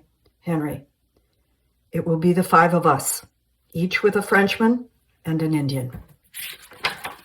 Lieutenant Allen nods with relief. Henry, we leave at sunrise. Yellowhead sorts through the bones, gives a satisfied moan. Yellowhead, me bashki. Henry and Lieutenant Allen wait for translation. George stretches. George, he wishes you a good night's sleep. Series of shots. The rising sun over Cass Lake peeks through a crescent of open sky surrounded by rain clouds. 5 small canoes bounce atop waves, leaving Star Island in the distance. Clouds billow and blacken. Lightning, thunder, louder and louder. Rain pours. Barely visible, the men paddle the canoes. Water rushes down a magnificent waterfall into a swirling river. Next to it, men portage canoes up a steep, rocky incline. The 5 white men carry gear. Rain pours down. Men pull canoes through a shallow waterway, mud up to their thighs, their faces wet with sweat and mosquitoes. Morning fog hangs low to the ground. White men and Indians, covered in blankets and oilcloths, sleep next to each other. Pine tar bubbles in a pot at a campfire. Scoops of tar are applied to a damaged canoe. Off-screen, a gunshot. A dead deer drops next to a campfire. George and a brave with guns in hand grin. Knives dissect the dough like magic. The 5 canoes paddle down a small, peaceful lake. Yellowhead and Henry in the lead canoe. Birds and wildlife are plentiful. Yellowhead points to a small stream. Yellowhead throws a canoe over his shoulders and leads the party away from shore into thick vegetation filled with moss-covered trees. Henry labors under his load with determination. The party, barely visible, weaves uphill through green. From a bird's-eye view, the 15 men and 5 canoes rest on a flat, sandy plain surrounded by hills. The men trudge through a muddy, shallow pond with downed trees carrying canoes and gear. Hundreds of ducks take flight. End series of shots. External wilderness continuous. At the summit of an elevation, the Indians drop their canoes and sink to the ground. Sweaty, exhausted, covered with mosquito bites, the others collapse next to them. Title: July 13th, 1832.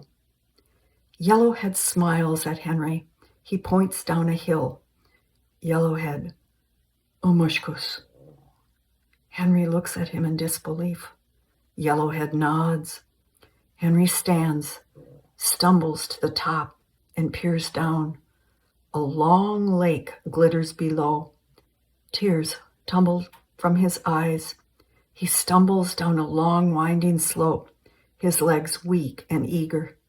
He reaches the shore of the lake and falls to his knees. Henry, Itasca, my Itasca. He lifts his head to the sky, gasps for breath. A falcon circles above him. A shadow of a man falls on him. Stunned, Henry turns around. Yellowhead points to the falcon. Yellowhead, Shoshawabines. Exterior, New York City street, night. Horse-drawn carriages trot in front of a tall brick building. Lamplighters ignite streetlights. Title: New York City, 9 years later. Interior lecture hall night. In an intimate setting, Henry stands before a small audience, absorbed in his words. Lewis Cass among them. Henry, I was the first to reach its banks. One after another of the party came, and we exulted in the accomplishment of our search. On the only island named Schoolcraft, we raised an American flag. The Indians fired a salute. At long last, the source of the Mississippi had been discovered. A woman waves a book in the air. Henry points. Henry, you purchased the narrative. The woman stands, addresses him. Woman, Itasca is a beautiful name. You never wrote of the origin. Henry, Itasca is the name of an Indian maiden born to the underworld. Her tears for her lost lover formed the eternal springs of Lake Itasca and the Mississippi River. Woman clutches book. Thank you, Mr. Schoolcraft. Henry, thank you for welcoming me home from the wilderness. Be assured my complete memoirs will soon be available. The audience claps. Cass checks his watch. Exterior outdoor cafe, New York City night. Cass and Henry sit at a table, a candle before them, drinking. A musician solicits nearby. Henry, the damn Whigs. 20 years of government service. They might as well have put me down like a lame horse. How am I to feed my children? Cass, an investigation for corruption casts doubt on one's honor. Henry, the evidence was weak and misinformed. Cass, Tanner's desperate letter to President Van Buren did not help your case. Henry, coerced his daughter to write lies. When will that man leave me alone? Cass, the census funds for his children were diminished when you listed him as a father not to be trusted. Henry, has he not proven that? Cass, not to me. Henry, I was not the disbursement officer. Cass, no, you were the agent in charge. Henry, Tanner's disrespect for civilization is his own undoing. Henry gulps his drink. Cass bows his head in thought. Henry, the government must continue to record statistical information on the Indian tribes and languages. I am the most qualified to write this history. Help me. Talk to Congress. Cass, there's nothing I can do. They have sent me to France. Henry slams his fist on the table. Henry, then I will publish in Europe. They embrace our red race. I will find an illustrator and we will pursue this humanitarian interest. Cass studies him. Cass, will you be taking Jane? I would love to meet up with you in Paris. Henry purses his lips, considers the question. Henry, her health has been poor. She sleeps most days. She is always saddened when the children leave for boarding school. A visit with her sister Charlotte would be more to her liking. Exterior cemetery day. The place is deserted. The setting sun casts long shadows from headstones sprouting from overgrown grass. A sudden wind rustles trees as if a storm is approaching. At the top of fresh dirt, in the shape of a coffin, a headstone reads, Jane Johnston Schoolcraft, 1800 to 1841. Bama Wawa Gizakwe. Exterior Baptist Mission Church day. Bright sunlight shows a picture-perfect scene. Children playing, gardens growing, horses grazing. Title, July 1846. Interior Baptist Mission Church day. Reverend Bingham writes at a desk. The door behind him opens. Weary blue eyes filled with fear and pain peer in. Reverend Bingham, come in. Reverend Bingham turns to the door. Tanner, 66, dirty and ragged, drops to his knees as if pleading a prayer. Tanner, I have translated many words for your God with no compensation. The pain in my head destroys me. You must care for me in my time of need. Reverend Bingham, your violent outbursts, I cannot put the children at risk. Tanner, lock me in a room. I will bother not a soul. Food is all I require. Reverend Bingham looks down at him in pity. Reverend Bingham, I am sorry. You have proven yourself unworthy of trust. Tanner's face contorts in pain. Tanner, The evil in you is revealed. You are no better than the Schoolcrafts. Reverend Bingham is taken aback, but manages to push a weak, belligerent Tanner out the door. Reverend Bingham, voiceover. Dear Henry, we have had differences, but I am truly sorry for my part in your sorrow. Interior, Sault Ste. Marie Tavern, night. In a smoky, boisterous bar, James Schoolcraft, shirtless, smirks as he arm wrestles a drunk, handsome Lieutenant Bryant Tilden, 28. Sweat trickles down their faces. Reverend Bingham, voiceover. In turning Tanner away from the mission, I provided him opportunity to murder. May God forgive me. Money is thrown on tables. Patrons bet and bicker. Nearby, a young mixed-blood woman watches with apprehension. James, she prefers my charm and experience. Lieutenant Tilden ignores him, pushes with all his might. He gains an inch. The men's faces are nose to nose. James laughs, lets out a growl. Tilden loses the advantage. Suddenly, Tanner's angry, deranged face comes between the men, eyes on James. Tanner, you are a cheat and liar. You and your brother. James recoils from Tanner. Tilden pins James' arm to the table. An infuriated James pushes Tanner to the door. James, you worthless lunatic, get out. Tanner resists, pushes back. Tanner, your deeds are worthy of death. James kicks Tanner, then grabs the young woman and rushes out. Tilden follows in a drunken rage. Lieutenant Tilden to James, I won her fairly. She's mine. You cheat and lie as the old man claims. No one will mourn your death. Exterior woods, day. Dappled sunlight bounces off trees as they sway in the wind. James Schoolcraft, shirt open, dazed from a night of drinking and sex, stumbles down a path through the trees. A gunshot reverberates. Droves of birds take flight. James halts mid-step. His chest explodes with blood. He falls face down. Blood pools around him. Reverend Bingham, voiceover. He was near death when found. Family gathered and we prayed for his soul. Exterior, Tanner shack, day. The blueness of water and the green of the forest contrast with fire that consumes a shack and ripples the air.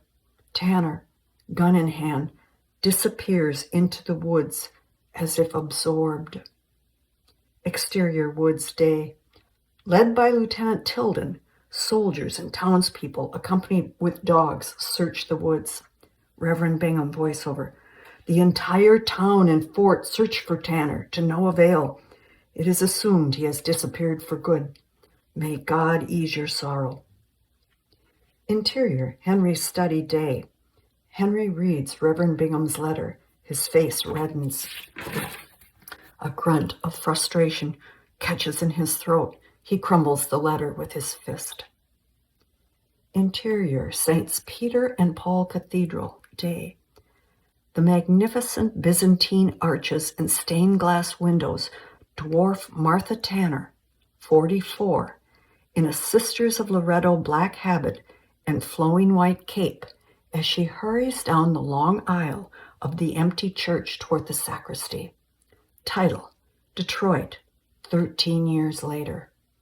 At the door, Martha pulls a letter from her pocket, knocks. Interior sacristy, continuous. The Archbishop, a sturdy, kind-faced man, removes a vestment stole from around his neck, kisses the cross, and hangs it in a closet. He turns to Martha.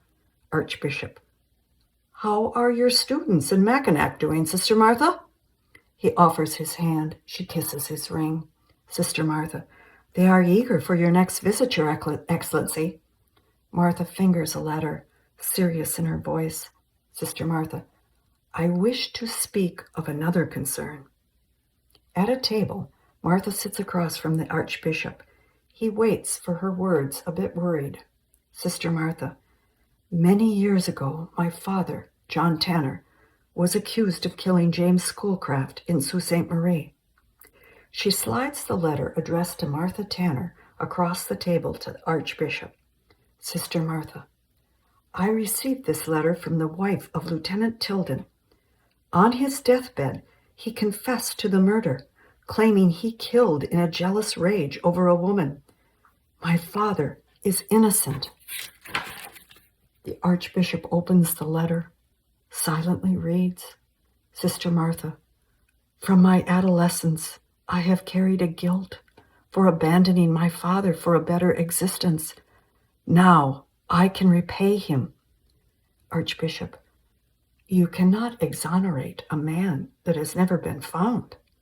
Sister Martha, but with this opportunity, we can restore his honor. The Archbishop replaces the letter in the envelope, slides it back to her. Archbishop, the most I can do is say Mass for his eternal salvation. She stares at the letter, unwilling to touch it.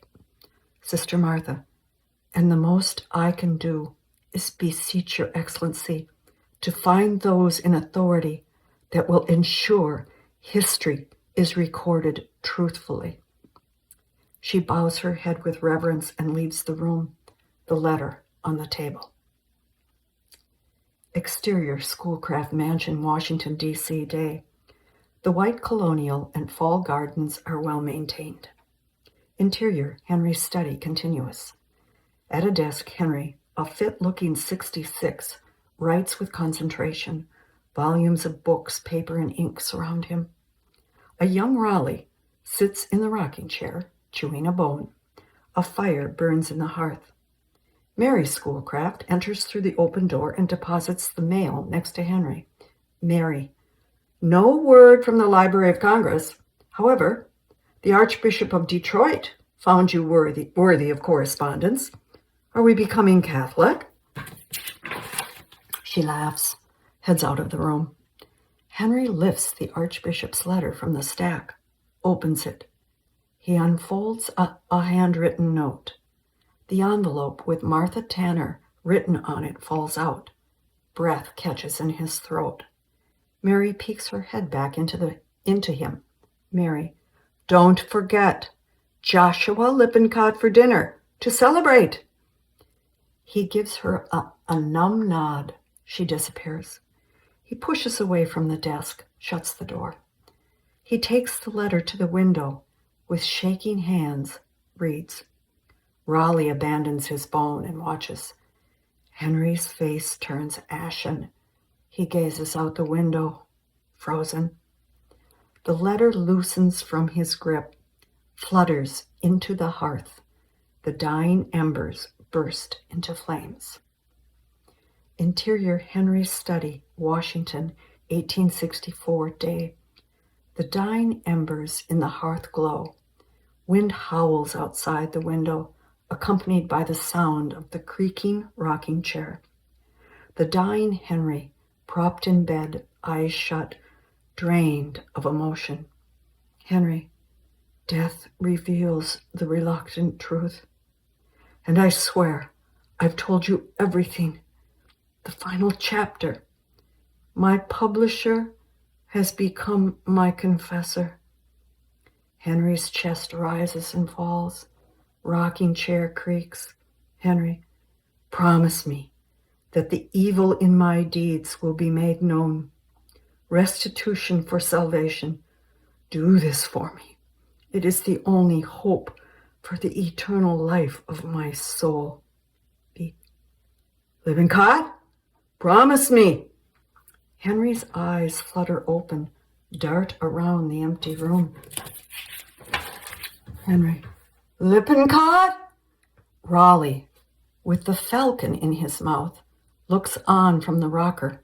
The creaking stops. Henry stares in disbelief at Raleigh and the bird. Henry tries to get up. Pain surges through him. His hand clutches his head. His body jerks. Raleigh drops the Falcon and leaps from the chair to his master's bedside. Raleigh whimpers. nuzzles Henry's weak hand. The dying falcon, limp on the floor, twitches. A ghostly shaped bird lifts its wings and separates from the bird's carcass, flies to the ceiling, and hovers over Henry's bed. Henry stares, afraid yet mesmerized by the falcon's soul. Henry, Sha Wabines, I beg you, forgive me.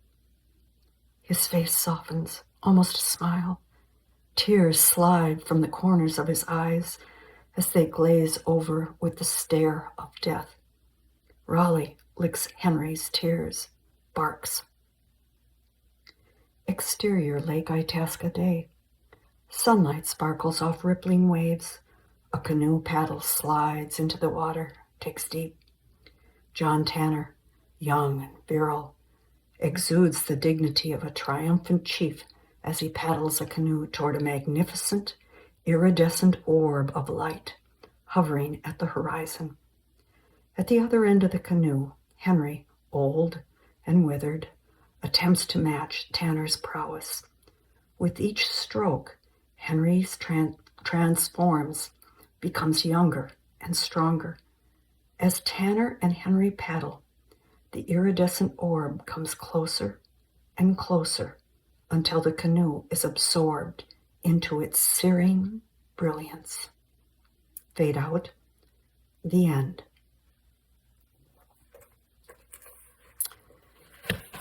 This is The Falcon, written by John Tanner. The introduction, written by Louise Erdrich. It's a Penguin Natural Classics reprint. In here